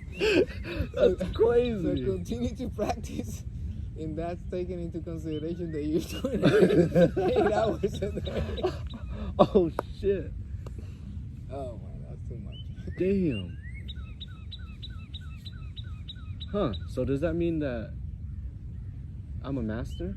Because I've been meditating over 2 years, right? I don't know how many hours you gotta take. just calculate the average time that you put into it, like 1 hour, 2 hours. Every day. Uh-huh. When do you start counting? When you start the breathing exercise? No, Or when you see, yeah, like when Wim you, Hof? yeah, when you just put your head down in the pillow, that's when it starts, because that counts because you start going to Introduction. It's the you have to go through there in Yes. order to get deeper. Yes. So I don't know. I would say an hour every day, consistently for the first time, maybe like 4 months, and then took a break because I stopped meditating for a little while, and then another 4 months. So I would have to do like, how many days in a month is 30 times 4?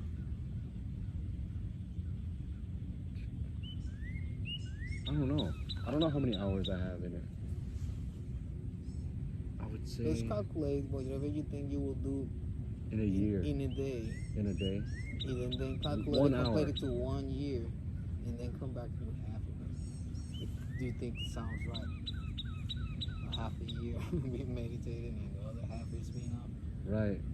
We'll calculate for, what is it, 1 hour a day? Uh-huh. So it's 365 Divided by by 2. 2. Is what is it, 160? 162? So 162 hours a year. For how many years to get to 10,000? A lot. It's 10,000 divided by 162 will give you the years.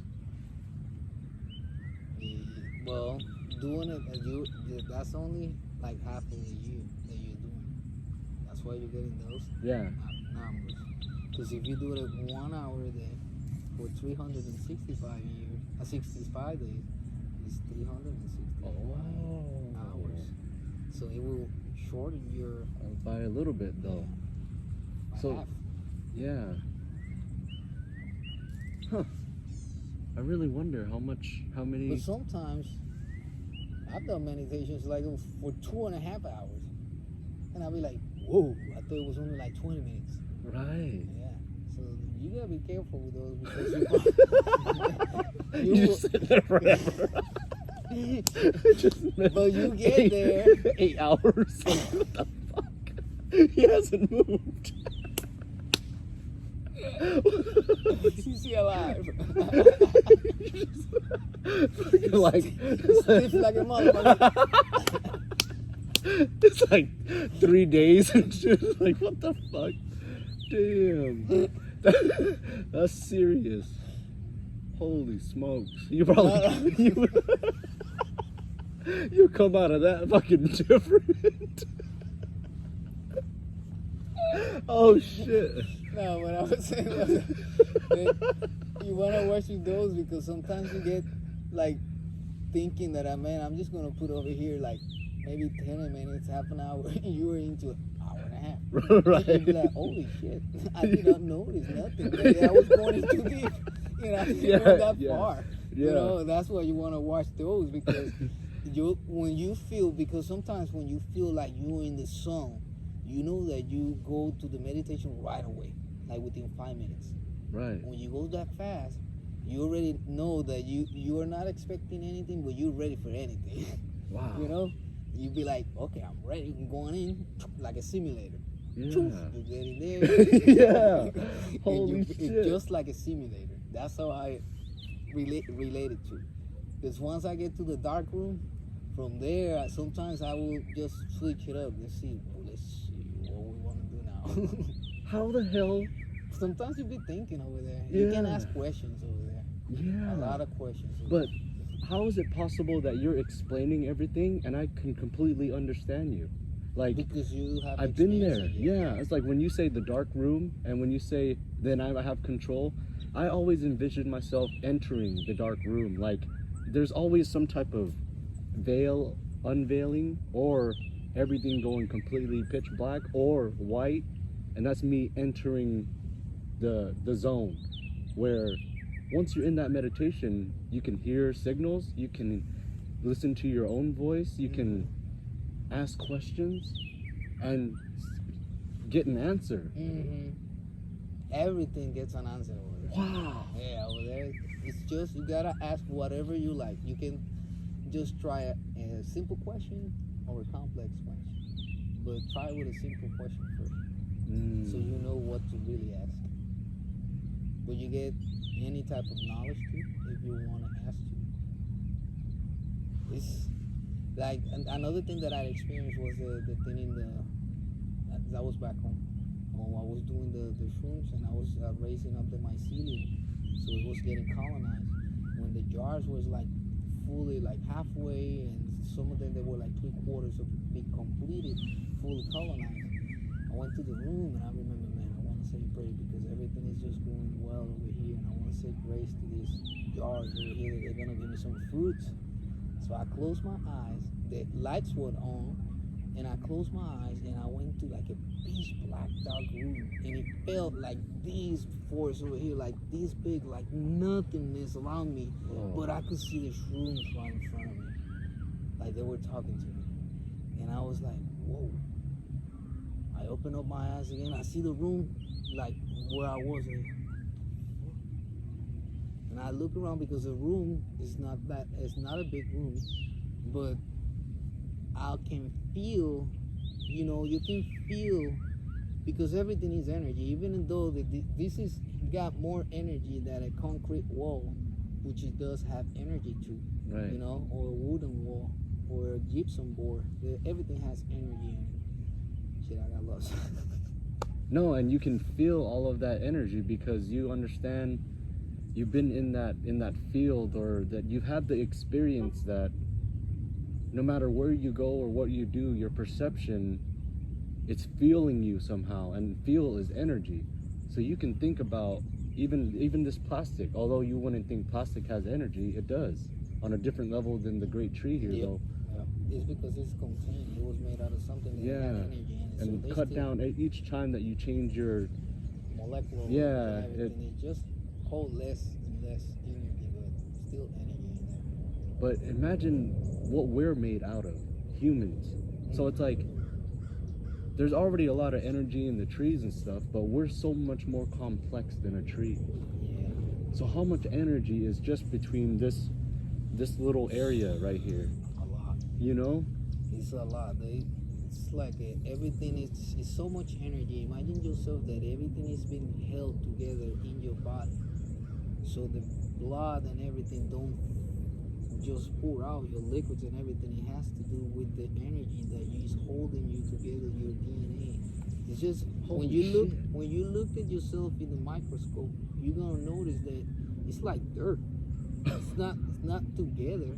It's just like over there, like that. It's open.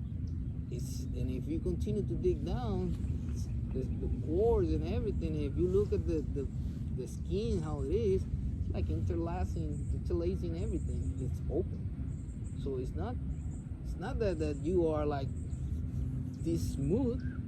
It's open all the way through the muscle tissue and everything. That's why you can get bacteria and stuff like that and dirt, but it's not gonna kill you, you know, if you're not really open to that stuff. Right. You gotta think the right way. But what I'm saying is, since we're not open, what holds you together? Energy. Yeah. Damn. That's a lovely way of putting it. No. It's like you wouldn't even be together without the energy holding it all together. Yeah, but the thing is that we are thinking that our bodies, you are your body. You think you are your body. And you are not your body, you are your soul. Which is experiencing this over here through this body in this earth. Right. So your soul is the one that is moving you. That's why sometimes you don't feel your soul, is because you are doing what you are supposed to be doing every day in life, and you are in a routine all the time, and you feel like nothing is going on in your life because you feel the same way all your life. So when you start doing stuff different in your life and you start fueling with the new experiences, you feel like alive again, and you feel like your soul is coming back again, and you feel those butterflies and everything. It's because you're adding something different into your life. Wow, that's incredible. Ever since I started meditating and getting back into that zone to feel those feelings that will change my perception, I've been singing more, dancing more, feeling more. Call my wife, more intuitive. Like I was like, oh, she wants me to call her right now, and just call her, you know, and FaceTime.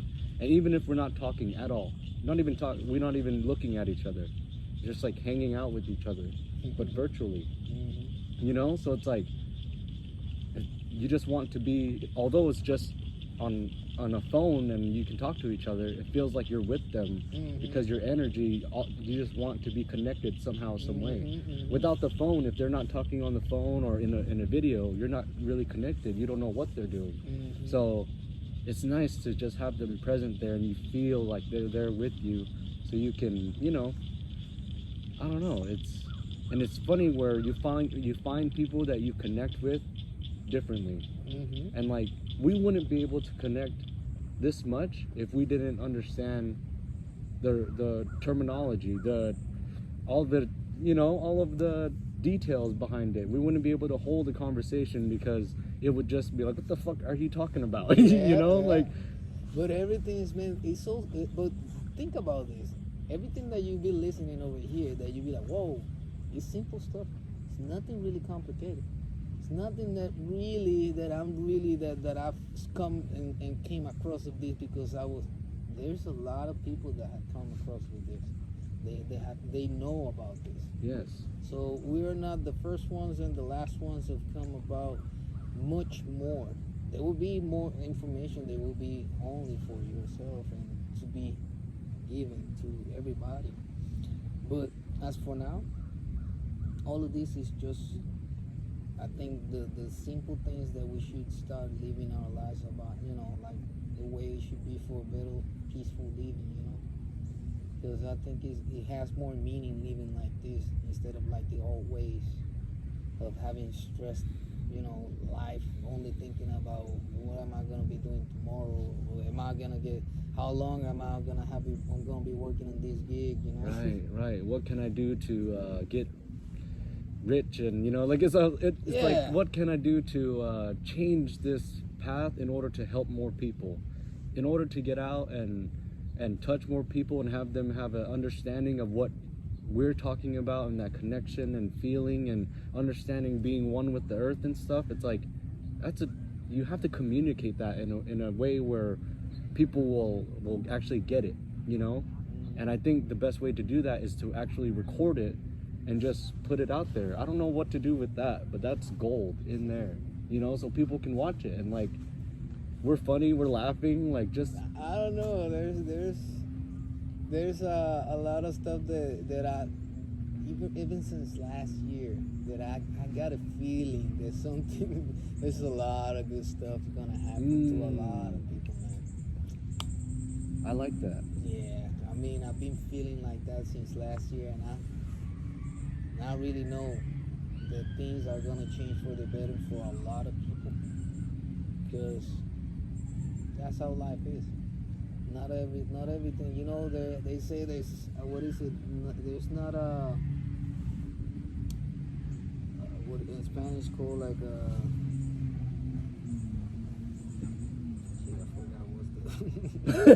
I got the thing. I'm trying to think in Spanish, and now I cannot find the goddamn thing. Yeah, and now I'm damn trying it. to think in English. And it didn't work when you switched. I'm lost either way. Oh no. No, I was trying to get the. It was a saying that it was like nobody can endure like so much pain for even 1,000 years or something. I can't remember what. Something like that. Is it the journey of 1,000 miles begins with one step? No. Okay. No, It's something else. something else. Damn it. Yeah, that's something different. Yeah. Yeah. Well, when you remember it, let me know. Yeah. Oh.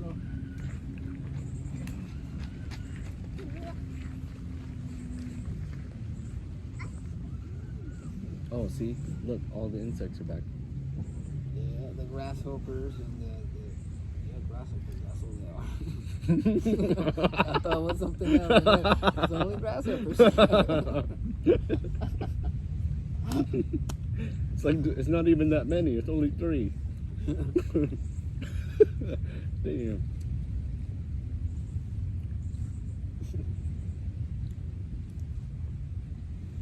Damn, tomorrow's Memorial Day. Actually, Memorial Day started like 3 days ago. Oh, really? Just joking. Oh. The sales, everywhere. Mm. Got the Memorial Day sales. Oh, I get it.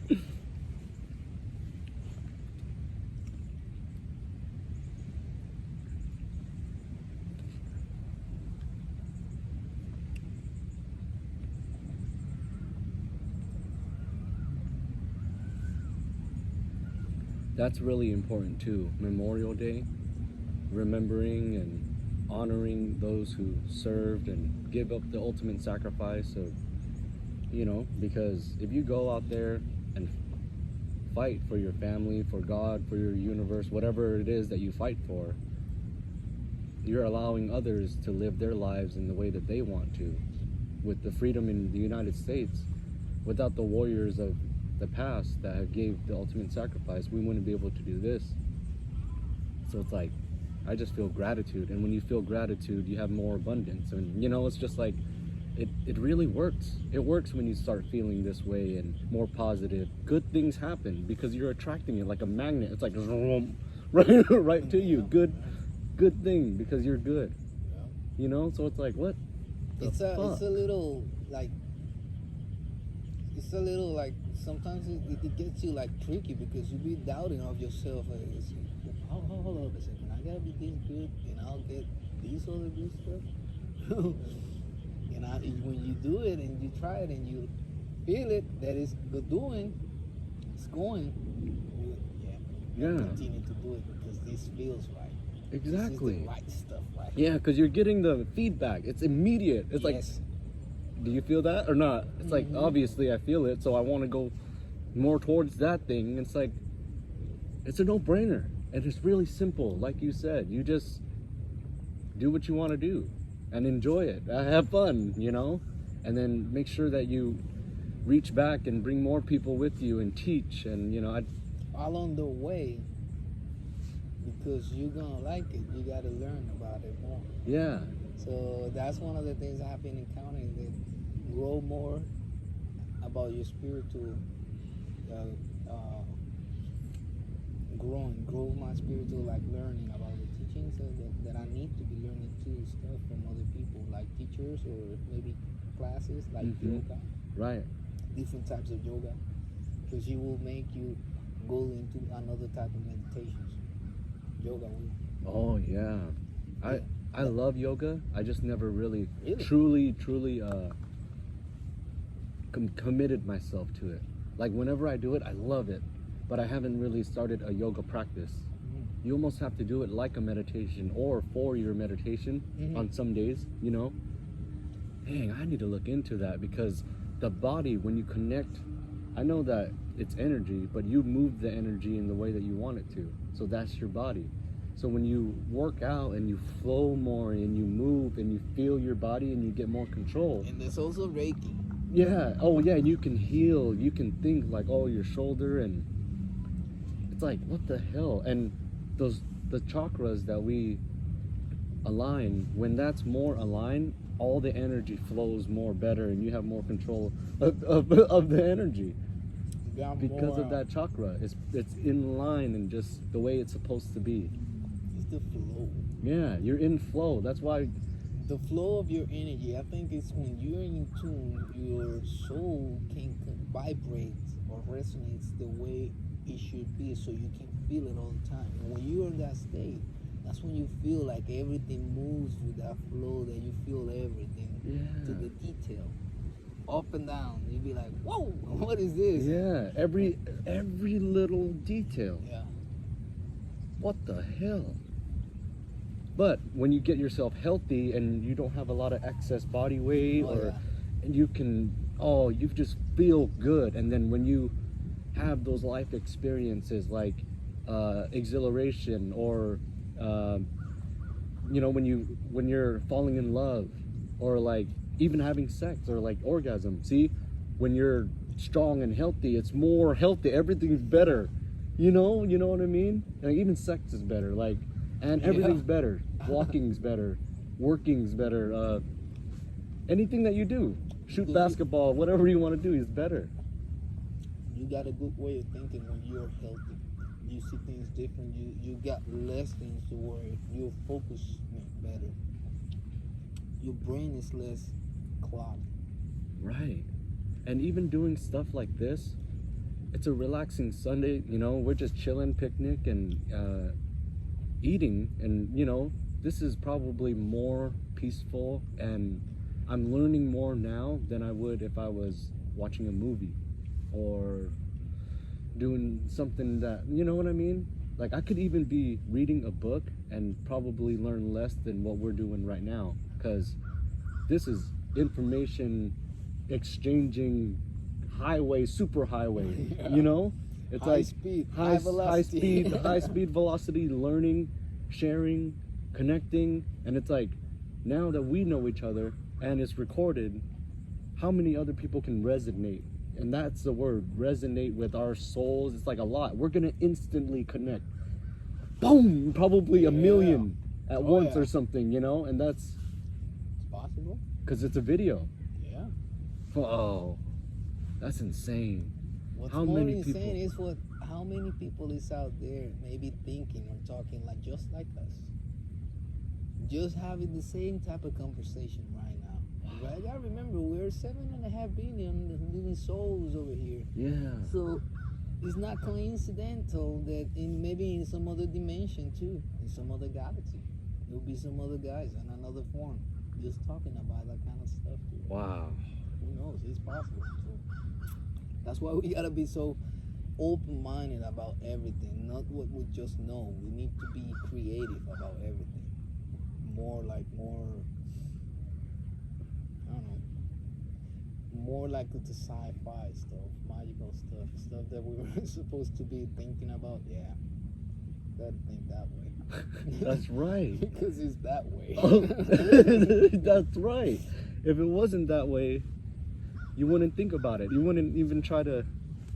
Wow. The way they taught us everything, it's like everything that has to do with something that is not being proven, like is a theory or is a magic or is what's the other stuff they fairy tales and whatever's not out of this world is just out of this world. It doesn't exist. Right. So you just whatever you say. We don't pay attention to that no more. So we continue to go on to our lives like nothing. But then you meet people around you, or some people come across your life, they be like, whoa, who was that guy or that female? Right. That they had a vibe or something different about them, that they were practicing some other stuff that you never seen someone like acting like that before or look like that before. And it catches your attention. You're like, what the hell? They're different with this because they're living it in reality, in our reality. Wow. And they make they leave a signature, I believe, embedded within you, because you always remember those type of people. They come across your life and have that spirit within them that they can contagiously get a room with that energy that they flow with. Wow. What the hell? Like all the gurus, right? You're talking about. No, I'm talking about normal, regular people that they flow with energy like that, and they are like that. Wow. They can get to a place and they can connect with everybody just by within a couple of minutes by they showing up only. Because they are like that powerful. They have that type of energy around them because they're so positive and they're so grateful and everything like that, and they just have a flow with them when they come. Oh. My wife have two friends like that, and they're and I know what she talks about. One of them, that when Carla came over and said, you know how she is, and people that got some I want to say powers, those are powers that you hold within, that some people have them all the time, that they're showing it and they don't even know that it shows through them, and that's power that we all have, and we are in the developing stage to go that way, because you're gonna have once you continue to grow this way and the way you're going, you're gonna have influence in other people. So when you talk to people, you're influencing them with your words and stuff like that. Now, a lot of power when you tell them what you're learning and what you're experiencing. So that's why you influence other people. Shit. Like us. Mm-hmm. If you record it and put it online, how many people will that influence? I don't know. It all depends how many people has been following you. I don't have any. Me neither. So, Holy shit. There's gonna be so many though. There's gonna be so many. well, between you and me, if we play it every day for 365 days. Be like, we're still training 10,000 hours. What the hell?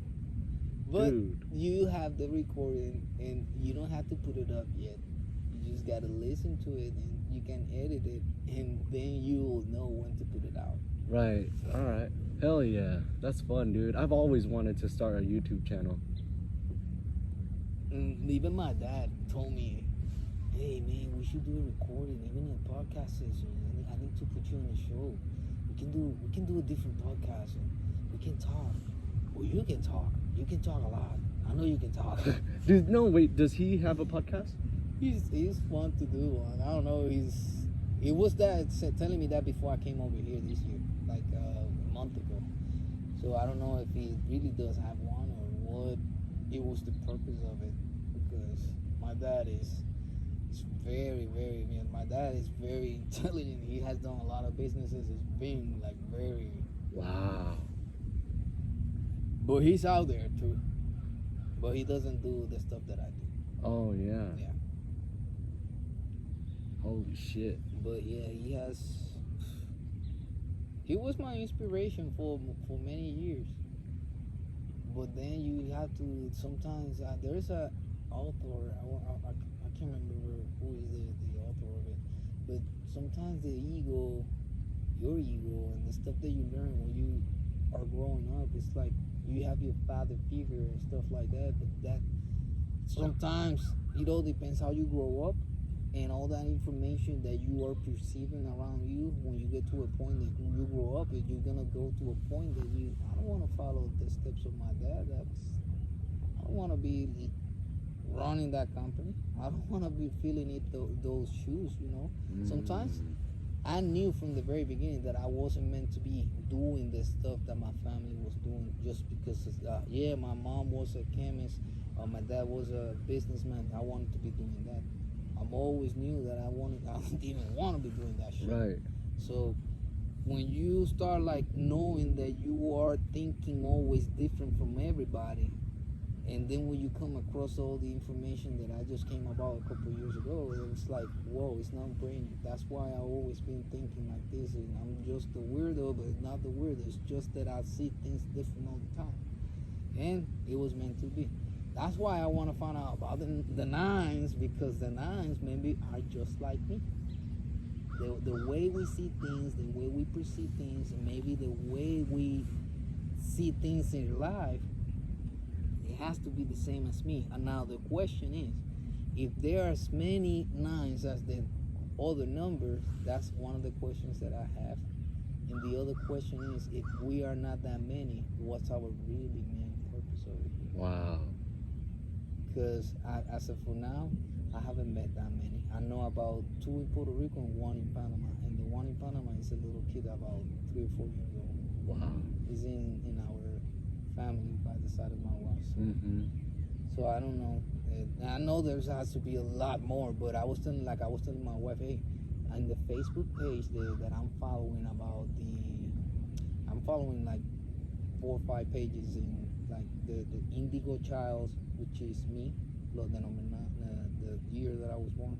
Crystals, it's like 3 or 4 different names that they got. Rainbow Kids, that they were born since the 1970s all the way up to like recently, and they are in different names, but they're about the same type of stuff that they come to this earth because they have to work with humanity.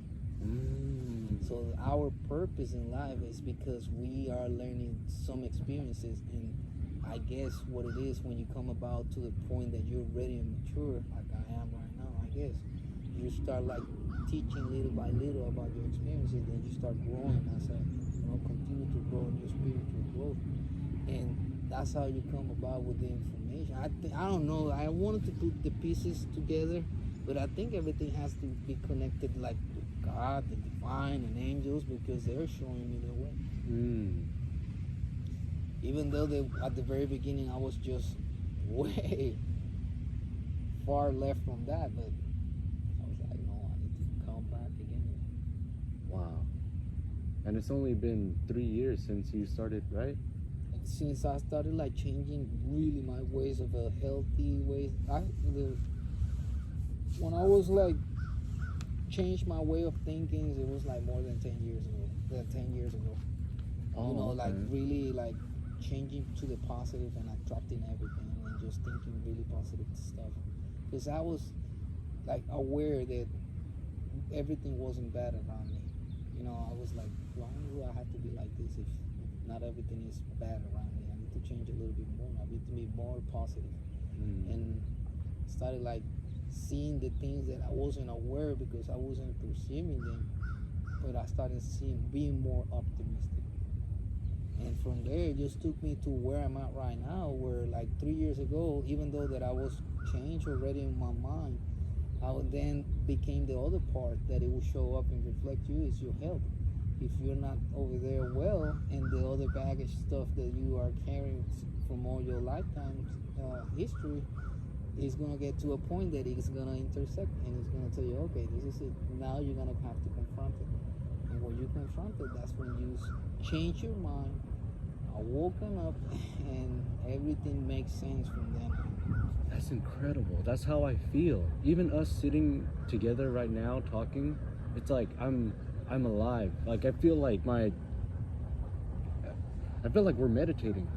Yeah, that's the week. I feel like we're meditating, but in the same time, and just conversation. That's if you were walking by yourself, right, and you get caught in your thoughts, and you be like thinking of something that you want to be doing with your family, and you will do it, but you're thinking about the future, but you're gonna be manifesting that into like when let's say for instance for the 4th of July weekend, you're probably gonna go back home. So if you go back home, you already know where you want to take your family. So you're already visualizing that, how you want to be, where you're gonna be at, and everything. You're just preparing everything in your thoughts, how you're gonna be spending that time with them. So that everything in life is like that. The things that you truly, really, really want is really aligned with your purpose is the best ones that you're gonna be trying to make an effort to find out what's really your purpose in life, because those are the ones that you really want to focus on. You want everything in life. You want to enjoy everything, not only the spiritual growth. Enjoy everything, but I think the ones with the spiritual, everything that has to be with the spiritualism is more rewarding. There's nothing like it. You can have it's more magical. It's more very magical. You can transform your body like you and I have. You can fall in love like you and I have, right? That's what I'm saying. Yeah. And that experience still slightly dulls to what you can feel when you meditate. It's almost like you're high. I mean, we're obviously high, but it's like you're even naturally high. Like you don't even know what you're experiencing when all you did was just start breathing and go within, and it's all in here already.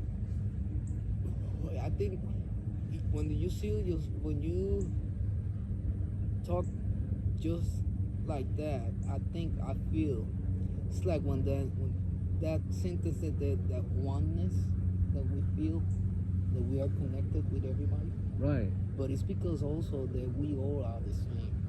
Even though that we look different and we do the same type of things, even sometimes some people will slightly feel things different, but we're still the same people. We can cry, we can feel, we can get hurt. We're still the same human beings. Why are we always trying to avoid people or trying to make them like they look different or not. No.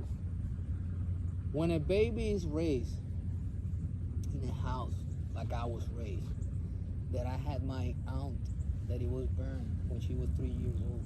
She was burned all the way up to here. And she has scars all the way up to here. But I remember that I was growing up, I never looked at her like there was nothing wrong with her to me.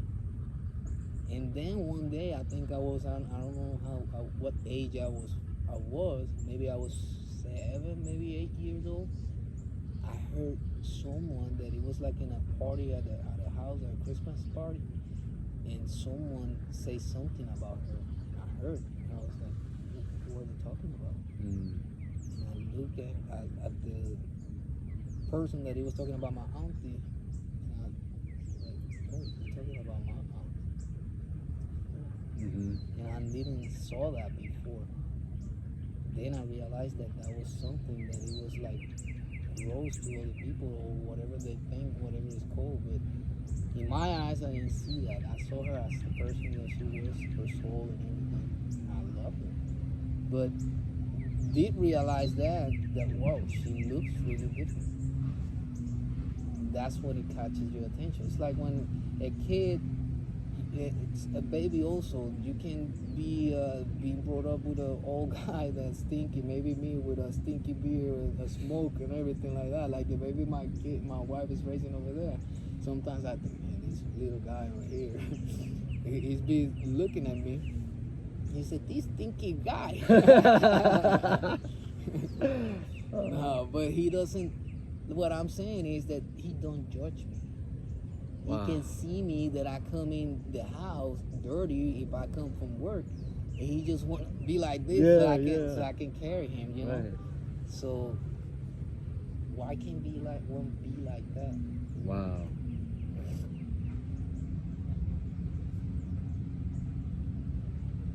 Damn, that's amazing. We used to be like that, but along the way, we got, with the people that you know along the way, that society, when you go to school is another trauma. You're going to learn the hard way with the people that you meet, Oh, yeah. And when you learn all this stuff, it's just creating like a big ass shell around you, because you're becoming tougher and tougher. And you don't want to be like, nobody's going to fuck with me. Not no more. So nobody fucks with you. You're already fucked up in the head. So little by little, it's going to take a toll on you eventually until you get to that point. And then you'll face it. Or you get depressed or get sick. But everything is, if you don't figure it out, everything is intended that you're going to learn it that way. And that's how it usually works. You learn from the bad mistakes in your life. The hard lessons, that's where all the knowledge comes from. It's like, no, you want your life to be easy? No, you want it to be really hard so you get better. And you can face anything because you've been through hard times. Very, very hard, destroying times where your soul hurts. And you know what it feels like, but you live through it and you realize you're like, I'm better than I thought. I'm more strong and powerful than I thought. And you can face anything in life. And once you get on your path and your purpose and you start connecting and speaking and growing and sharing, it's like, then you feel even more better and more connected and you start flowing better. And it's just like how you were talking about singing and dancing and just hanging out with other people and vibing. When you sing and dance, you're lost too, but your physical body, it might be going to the beat. And if you connect with someone, because you can dance alone, it's like meditating alone. But when you meditate alone, it's different than when you meditate together. And then when you dance, both your energy is coming in a way to the music, a certain way together, and sweat and the hormones and everything, all the energy, it's like perfect, and to the music, and it's like, so that's why when you hear somebody sing so well and it makes you cry, because you're resonating and connecting to their God-given talent to sing, that at that moment, at that time, enter your ears and make you feel like all these chills and experience their gift. Man, I said the same exact thing the other day to Giovanni. I think no, the guy that from Florida. Brandon. Yeah, Brandon or to Giovanni, one of those two. I told him that, man. Sometimes when you are so, when I'm high, that's when I feel that. I can hear like a Carlos Santana song. I'm gonna put that one as an example. Whichever, like Black Magic Woman. When it comes with the solo with the guitar, it's like you can feel each note when he was writing that thing, putting that extra note, that soul, you know, that he can play like that. You can feel that in your soul. So you're like, holy shit. You know, that's how I relate to when you feel with your soul that you can feel in a song like that, you know, that it resonates, that you were saying, that you can feel it in that tone when it gets that high. You feel like, oh shit. And you know when they playing that guitar, they'll be like, and you be feeling holy the same shit. way. Wow, that's incredible. Yeah. And to all the type of music, it's the same. It's like a jazz musician. You will hear, or blues music. They would put their soul, they recorded those songs, and you'd be like, have you ever listened to the Allman Brothers? Allman Brothers band? It's like a 1960s band from the, it's good music. Wow, Yeah, okay. it has, shit, I bet you heard some of their songs. But it has some good music, and if you listen to it, you will hear what I'm talking about, putting soul into music. So they sing, and they also have only instrumental music, but it's from the South, like from Louisiana. It's badass music. Wow, shit, hell yeah. There's nothing quite like it. Yep. When you have that feeling, and you know you have that feeling, and you're smart enough to understand that you have intuition to feel it, and you lean more into it, you know, rock musicians, like, well, in heavy metal musicians, when you look in their lives, when you were, at least for me, since I was growing up in that age, you look at them that they look crazy like a motherfucker. Because when you look at the documentaries that they come about now these days, they're fucking intellectual guys. They're like well educated. Some of them they went to good schools, into music schools. Some of them they got, you know, they got titles. And some of them they don't, but they understand their business and they really got serious into it, and they became professional masters on what they're really good at it. And all of them probably were doing psychedelics. In order to take it to that next level, that's the type of stimulant that there was like back in the day. It was very popular. It wasn't even aware that it was do the implications that it was going to be doing back then, but people were doing it because it was like drinking beer. what the fuck? Yep. How did it get so lost? How did it get cut off to that connection? Because they were doing the experiments with the military, and they found out no, and they did that little other experiment in the 1960s that they sprayed out the LSD to see what was going to happen. To see Mark Manson and stuff like that. Well, that was some other stuff that happened, but Marilyn Manson. Marilyn Manson. Yeah. Marilyn Manson. No, Marilyn Manson is the singer of the other motherfuckers. Yeah, you know Charles Manson. Yeah, you know who I'm talking about. Yeah, but the thing is that it's just, it created something that they weren't expecting. It created that they noticed that these guys are like getting more open up in their eyes. They are like more focused now. They are like thinking on their own. They're creating new things now. They're look at their music. They're influencing a lot of people with this fucking hippie music. Yeah. That's what happened those days, and they said illegalize that. You haven't watched the beginning of that movie of Pineapple Express? Yeah. When he's smoking and they asking, hey, soldier, what you think about that? Hey, what I think about this, you can shove it up your ass and stuff like that. And they say it's illegal. That's how it came about too. What the hell? That's a little story over there in that movie, but it's not true. Oh. Yeah, I'm just putting it as an example. Yeah. Just like that. And the stupidest thing that they say, well, put that shit illegal because look at these guys. They're getting smarter than us. Yep. And that's And what they don't want. Yeah. and you definitely not need a group of radicals that know what's going on and leading the rest of the people because they will. Well, I think it's too late. Really? It's already, yeah. I think already it's too late because there's too many people just like us talking places about this, the same stuff. It's not only us talking about this. There's a lot of people talking about the same stuff every day. Because it's just something that there's to talk about. And we're not watching TV. But we know there's something going on that, and it doesn't have to do with the pandemic. It has to do with this, with the consciousness. Damn. We're learning, at least for me, I think I'm learning by the minute, you know. Back in the day, I was probably learning by the day. Now I'm learning by the minute. Trying to absorb everything that I look at, even though that sometimes I get like, okay, but hold on, I need to get back. yeah. Because sometimes I get distracted too. So, but that's part of being a human. But that's the other part. I already been a human for 40-something years old. So I need to start acting more like my soul, you know? Be more in tune with my soul, not like I was before. Because I think I can do much more the way I'm behaving now than all the other time that I was. You know, I created a lot of stuff and I'm grateful for all the stuff that I became about, you know.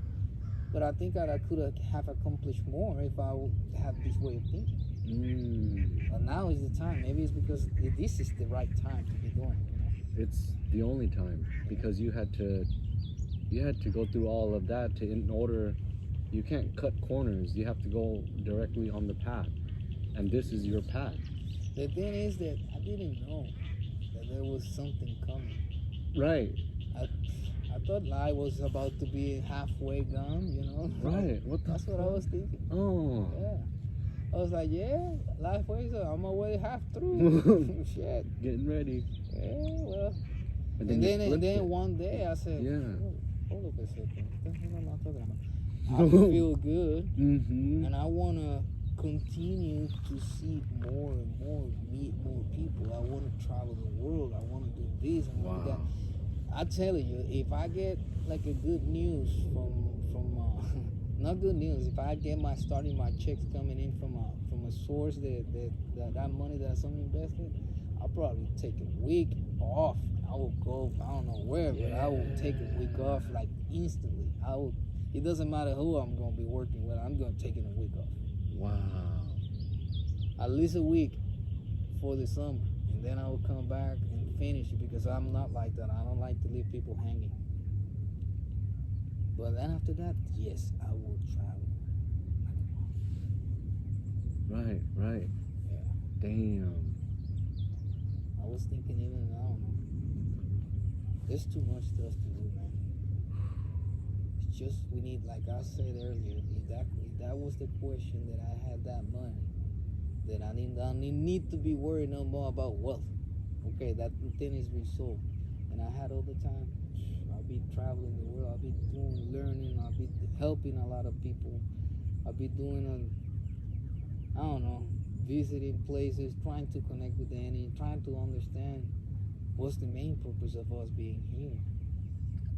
Trying to, I don't know. I was listening to a Gaia documentary yesterday, I think it was, and they were talking about, I watched a lot of documentaries, but they were talking about the stones, the obelisks, like the ones in Washington, but the ones that they got over there in Giza, in Egypt. They got someone like a monument. They got a lot of stones that they're vertically, connected like that. And those stones are made of limestone, I think it is, or quartz, some sort of. And they were explaining how that works. and they were saying that it was like the pyramids. It wasn't supposed to be meant to be have a human being inside. It was for the people around it to be experiencing more energy, so they would benefit them from that. It's like us, or I didn't bring them, but I like using quartz or stones for meditation and for energy amplification and for energy neutralization and that type of stuff. So those type of they believe the pyramids were like that, some sort of thing like that.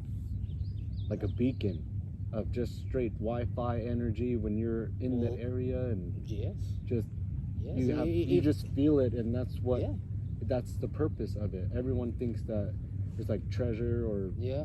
some type of, isn't there under the Sphinx, there under the left paw, there's a little chamber where they know with scans that there's something under there. It's a cavity, and there's, for some reason they won't let them go in there and excavate that area and get whatever they need to, all that knowledge. Imagine what's under the left paw of the Sphinx. Because they all have like a, what you call that? There's a lot of stuff going on over there. Like, have you ever seen that movie of Tom Hanks, Angels and Demons or whatever it is? That movie, that's the second one. The first one, I can't remember what was the name. The Da Vinci Code. Oh, I haven't seen that. Well, that movie talks about how the Vatican has a lot of hidden shit.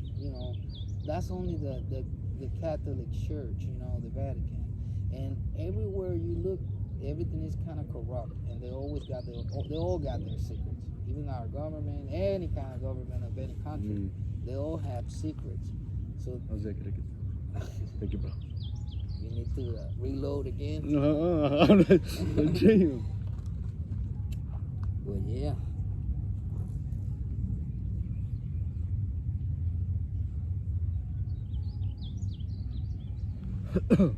Damn. That's good, dude. When you like, I love when I get that first feel of when something that I haven't smoked before, because it feels real. Yeah, it's a different experience. Yeah. Somewhere, somehow, neurologically, it's a different experience than anything you've ever experienced before. And every strain, every flower, it has its own properties. It's its own flower. Nothing else like it in the world. And when you smoke it, it makes you feel exactly the way that it's meant to make you feel. With their properties. Yeah, exactly, to the T. Nothing missing at all. Just, you feel Have you that ever way. seen like a blow up picture of the terpene? Chirping? Yeah, the terpenes. The Terpenes? Yeah, the cannabis flower holds a little. The little leg? It like a looks little- like a little finger. Yeah, yeah, something, It right. got like a little watery thing. Yeah. Those are terpenes. Oh. And those are the flavors of the cannabis. Those are the ones that got sometimes the flavor of citric and all that diesel stuff and all that like lusty stuff. If you get them like really dry, you won't see that. That's when you get to see them fresh. They smell real good, but they clog a lot. They clog a lot? Yeah, when you smoke in the pipes, they do a lot of like clogging. Oh. They lose a lot of residue. Not this one. I think this one that doesn't have that. I don't know. I'm still learning about cannabis because even though that I've been smoking a little bit longer than you, and I do smoke a lot because I like when I go to the dispensary back home. I like to pick when I buy it online. I just go pick them up, but I just be picking like 6 or 8 strains at a time. I won't be buying much. I'll be buying like 3.5 grams each, but I'll be buying like 6 or 8 of those.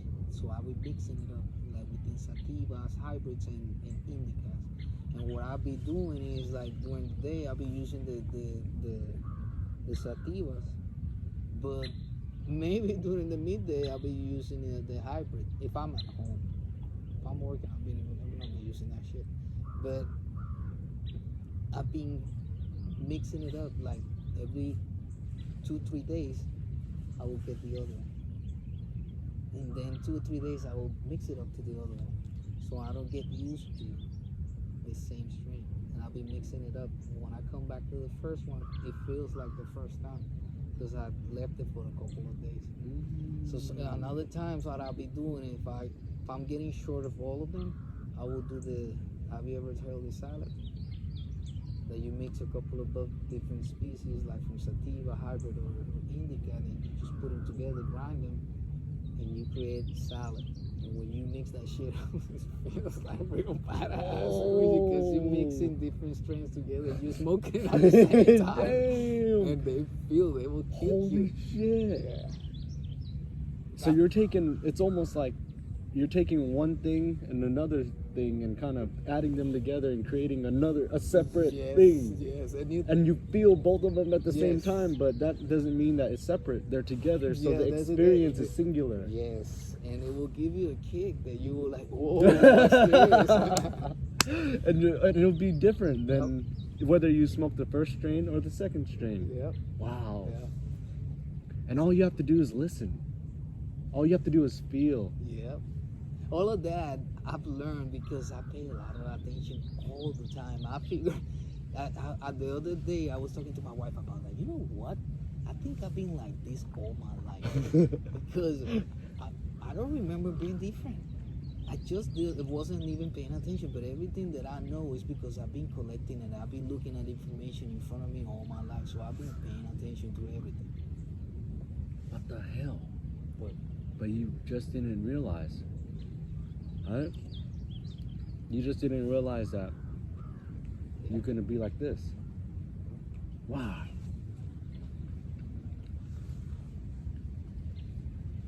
I'm almost the same exact way, Jose. I think that's why when we get together, that's why we can talk like this. Well, you'd be surprised that there's a lot more people just like us. That's why we should find them. Yes.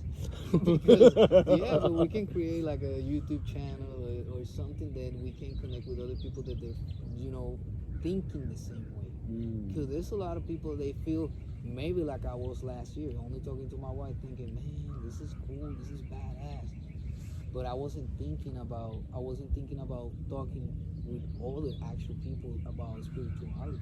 Now I really find myself like from the beginning of the year, I really need to be talking to someone that it has to be doing something just like me, because it will feel better just to share something to see if what I'm saying is right, or if it's only me or what. And I was right. All the stuff that I've been saying and that I've been feeling, and I was on point. Damn. And sometimes it's a little scary. Sometimes I'll be like,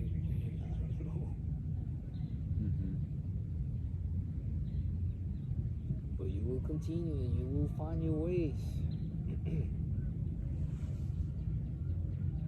Damn, it's incredible. We're almost exactly the same. But everyone's like that. You have to.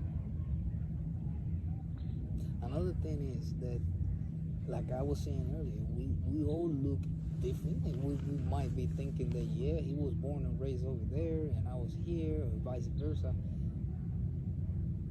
We are the same. You get to know people, and the more we talk, you're gonna find out the more we have similarities. Maybe in our families, maybe in birthdays, maybe in stuff like that, and things that happen in your family that happen also in my family. So that's the connection. That's why we always cross paths with people, because it was meant to be that way. Wow. It wasn't all the other way.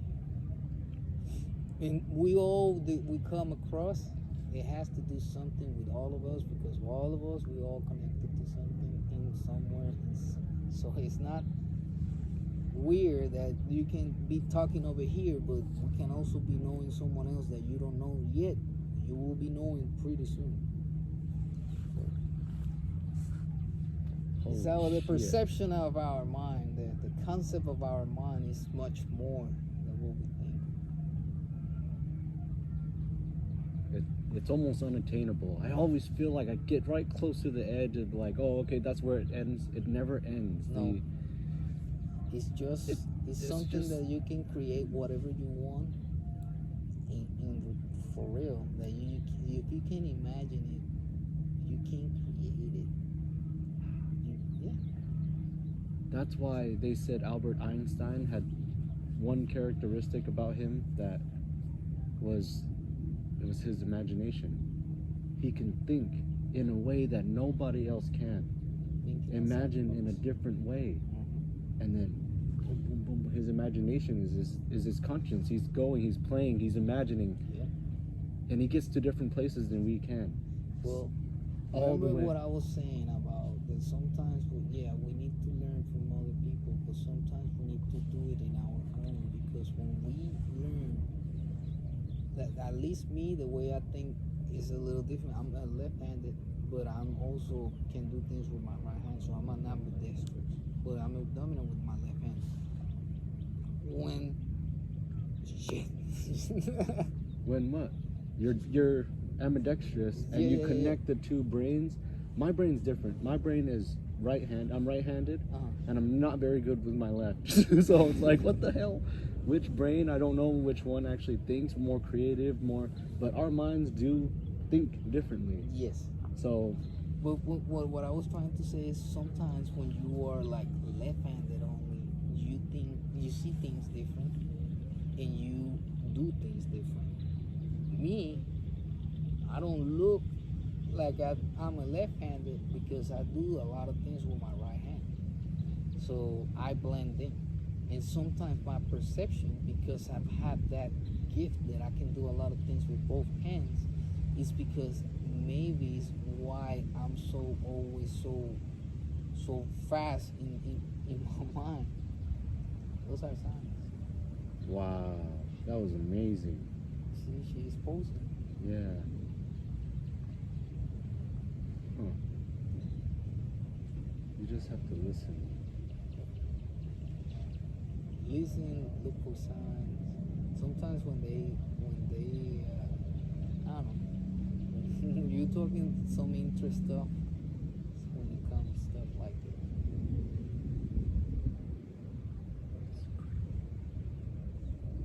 Wow. What a crazy time, Jose. You ever seen Avatar?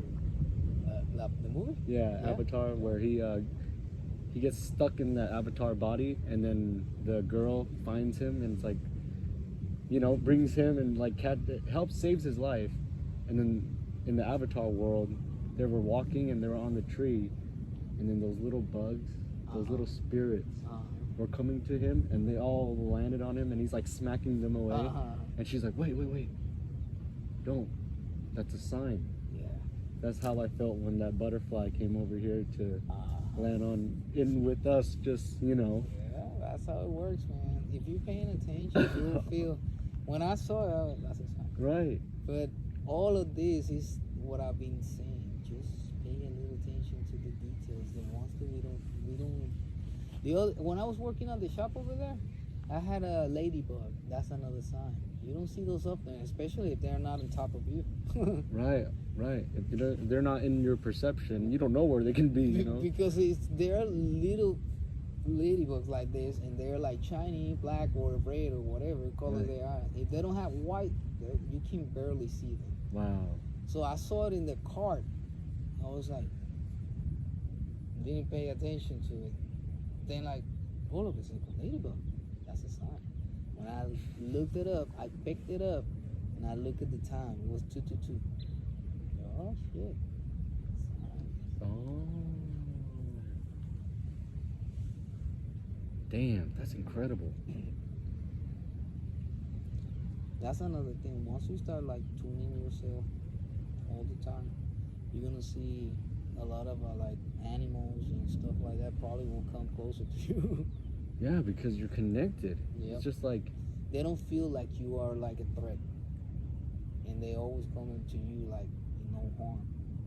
Except for the other day that I was going to my room, and a German Shepherd out of nowhere started like barking at me. I was like, whoa!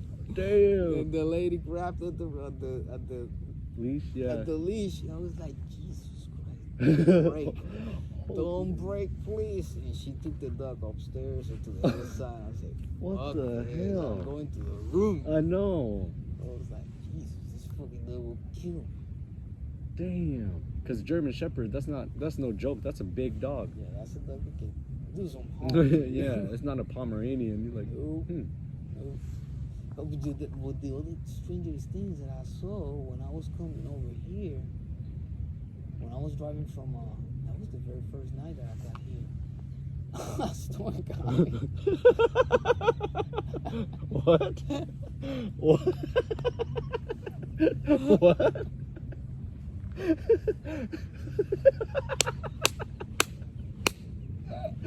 What did you say? Damn. I saw a guy at the gas station, right? And he was like filling up he got out of the car and he was gonna fill up the car. And then these other people was like coming out of the gas station, but they had a big ass fucking dog. I think it was a pit bull. So when he went by them, What? he got like this, not distracted, but looking at the dog. And he kept looking at the dog, and the dog got like fucking mad at him and started like going like this. He came out of the hands of the lady.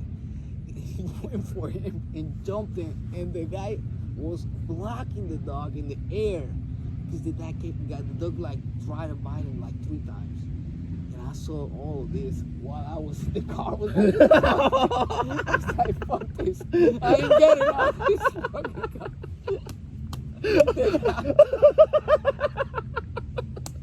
They got fucking Cuyo out there. Oh shit! You know Damn. Cuyo the movie? You never seen that movie? Big San Bernardo movie.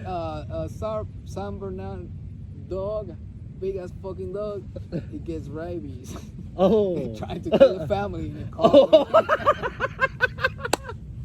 Damn. You got shit. Yeah, that's old school shit. That's crazy. 80s. Oh fuck. That's a good title. Oh damn. But yeah, man. And when I went inside the station, the guy was, I think he was filling up there, but he was still in there. He was looking outside to see if they grabbed the dog inside the car. He was scared as shit. He had to walk back over there. Oh, yeah. And his truck was right next to the truck of the dog's truck. Oh. You know, he was fucking scared. I was like, and I looked at him and I said, man, I feel you. You saw this all from a car? I was inside my car. As soon as I saw the guy went inside the store and they grabbed the dog and they put him inside the truck, I said, well, I'm going now. So I got out of the car, went to the station to buy me water. I can't remember what I was buying. But I got to look at the guy's face. He was pissed. And he was scared too. You know, he was looking at the people and he was like, yeah, fucking dog trying to buy me. He did the Karate Kid. Damn, dude. In the air, man. Oh, damn. Fucking dog. If people don't, I couldn't imagine if people would have got him like in the Right in the, yeah, as he's trying to yeah. defend or knock him down in a I don't know how he did it. He did something like this all the time. He was like, man, he got it right. Yeah, right in the exact moment. Yeah. Damn.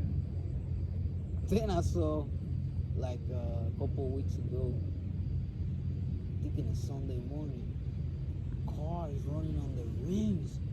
It's like, what the fuck? Then I saw another car the same way, running on the rims, like in one of the tires on the rim, no tire at all. What the fuck? And I was like, what the fuck, is this normal over here?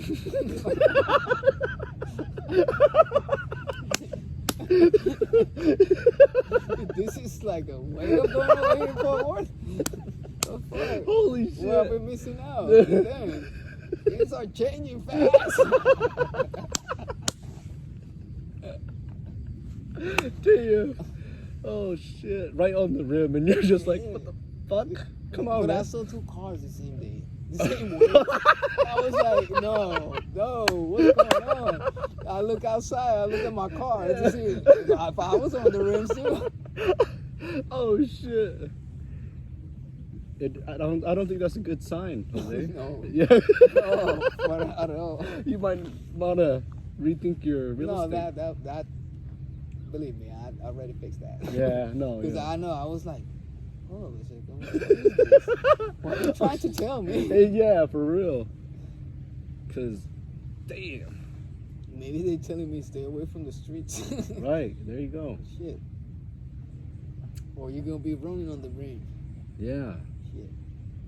See, your perception is so amazing. Just from that one snapshot in life, you took all of that from there, from that experience. You heard the rim scraping on the floor, so you're like, well, that's not normal. There should be rubber, so they don't have tires. They can't afford it. So that ultimately means that economy or that geological area isn't doing so hot in life, and that means what? Money's hard to come by. They want to steal a little bit more. Gang members, maybe. I don't know. No, it's not that. It's mentality, man. Because not because mentality of it's the way they think, the way we think. They think I say they is because I was they. Right. The way we think is the way we are not supposed to be thinking. We always judging ourselves. We always thinking that we can do stuff. We always thinking about the bad stuff first without even giving it a chance, you know? And that's why we go sometimes in life so hard. Because we put things into our head so hard that we don't even give us a chance. We always sabotaging ourselves the way we think. So if they think that they don't deserve to be rich, or if they want to be rich without doing nothing, well, that's what you're gonna get. Don't expect. I'm gonna phrase this. Or I know someone said this on Gaia or somewhere that don't expect to happen anything if you don't doing anything. You know, in life you gotta at least take the step to start doing things in order to get the results. It's just like going out into the middle of the, nature, two guys sitting down meditating and bringing out a camera, and just by chance, our plan drastically changed as we were slowly sitting down, setting up. It went from breathing, we were trying to connect more, and then we planned on meditating, but what we did was we smoked first and then just fell into a conversation without trying. Just that is creation. And if you record it and put it out there and people can resonate more, it'll be like, imagine doing it with more people than just you and me. Yeah. You know what? I just got me whoopsh, that this is what we should be doing. Just smoking, talking, inviting people. And then we get the reactions of the other people. Yeah, because But inviting people there, then kind of in the same way that we are like connecting with Mother Earth, like Gaia, and trying to see who we all about. If we can do that, then after that, it's gonna come people. Because when you start like going in too deep, you're gonna have a lot of attraction. People is gonna start looking over you, like, hold on, who's that guy over there? mm-hmm. And they're gonna, can I have a what you call it? Autograph. Not an autograph. They're gonna have a video with you. Oh shit. Yeah, that's how it goes. As soon as you start putting good content out there, the people is gonna start having a lot of views. People wanna I wanna go meet Wim Hof. I wanna go over there to the ice thing. But I gotta really be prepared mentally. Oh yeah, you better buckle up. Yeah. Don't take it lightly. It's what we're experiencing is not nowhere near what they can do in that environment. But I think everybody's capable of it. Oh yeah, everyone is capable of But exactly what. It's just the way you think. When you're ready, you'll know. Because when you think different, when you really feel, when you get to a point that sometimes when you can't control the way you think, when you know that's when you really become like you feel the power. and you can control some stuff, or a lot of stuff. And when you know that you have that control, that's when you feel that like, okay, this is a little different, a little awkward, but it's new, and I want to keep cultivating this. And when you get that feeling, it feels real good. It feels something different. And I think all of that's only when you really align with yourself and you're meditating. Like when you're like doing a lot. I'm trying to get back into it again. Not trying, I'm doing it. Oh, I've been there for the last 2-3 weeks, just meditating every day. Holy crap! I can't believe I let it go. This power exists around me for so long without feeling it. It just have to go within. It's free. It's literally anytime, any moment you can go within. If you look into it with a little bit more information about what you're just feeling, because you are like right now, you're talking about the energy, right? The power that is all around us. Right. That's Reiki. Also, in spirituality, nature possesses a lot of energy within these trees, this grass, everything is a lot of energy, water. This experience right here is what it's doing to us is grounding and energizing us. For this week, when you go back to work, you're gonna feel different because you're gonna feel okay. You're gonna feel recharged by nature, and then you got upgraded, and you probably this week get like sneezes or something like that. It's because you are growing a little bit more in conscious because of all this that you just experienced today. Probably you get runny nose, maybe not, maybe don't get anything, but that's how when you get new information, you upgrade yourself and you create like in Spanish, biologizar. I think it's biology in English. What it means is just like you are biology, the things that you experience and they reflect like that. So that's why we need to learn about ourselves, about how our body feels, because sometimes we be thinking that we have a pain over here in this area. We go to the doctor and he will tell you, well, drink this. Well, you didn't drink that. You probably needed to look into something that is really going on with your, I can't remember what is over here. Everything has to do with the chakras. And when you look into the chakras, it will tell you that it will be something with anger, depression, or whatever. Something that you need to be working on in order for that pain to go away. That's what the body is telling you. It's not to go to the doctor so the doctor can prescribe you something that you don't need, so you will get sick eventually of that prescription. So that's why we get things all messed up. We need to, like, I don't know what they're gonna do with the doctor community when all of this comes out, because they're gonna find themselves that there are no jobs for them. Unless they change their ways and they become like the actual shamans, like they're becoming functional medicine, because they know what's going on, so they switch what they know with the other stuff, and they start like talking things with more sense, which they start healing in different ways, not prescribing things that is gonna hurt people. They're going more with the botanical stuff, medicinal stuff, like cannabis, psychedelics. Yes, it's the answer. Like, that's why I'm so grateful for this time that we're alive, because cannabis is coming around, psilocybin is just around the corner. Imagine how many minds are going to open and just become what they were meant to become, and just all the applications that the humanity, because each one of us is supposed to have a purpose over here in this earth. So how many years of blocking all of that have we been oppressed to, all humanity? I'm talking about the whole people of the earth, because the ways that other people only thinking for themselves. It's not fair. So now this time, everything is about fairness. If you think the right way, if you are good, if you just only need to read the signs and just follow your heart, and you won't get wrong. You will always provide the right stuff for yourself and your family and the people, your peers, and everything. I don't know why I wish everyone did it. I wish everyone knew. It's not even a secret. It's right in front of your face, you know? Like that feeling and the connection. And how come?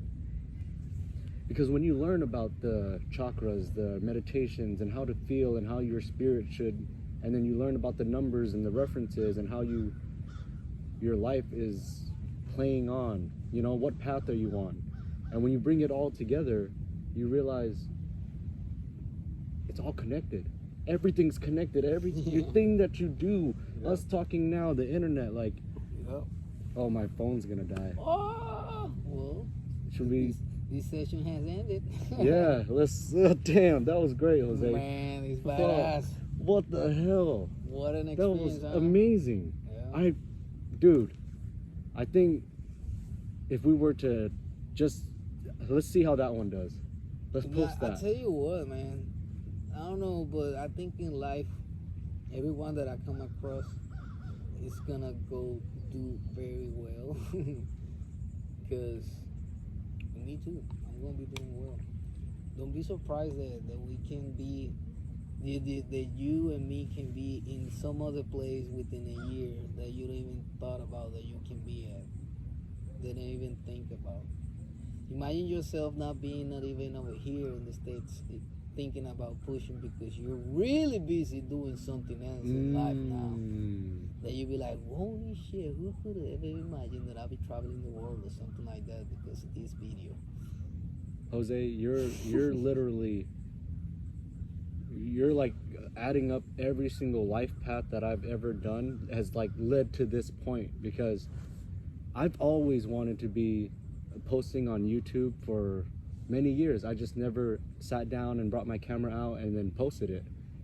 But I've been studying for the last like 3-4 years since I started personal development on who to listen to and who to watch when you want to be successful on YouTube or entrepreneurial or businesses and algorithm. And I think it's all accumulated to us talking about this, because I've always loved doing this, talking, connecting, videotaping, and then posting. Like, that's what I've always wanted to do. And the video, if people can connect it, like you said, all of a sudden from a year from now, if people like it. The thing is that even if they don't like it, it's because it was too soon. Right. It is never. It's just, you'll see. Everything in life. I don't know what to do. You take that? Do I clean it or what? No, just leave it like that, man.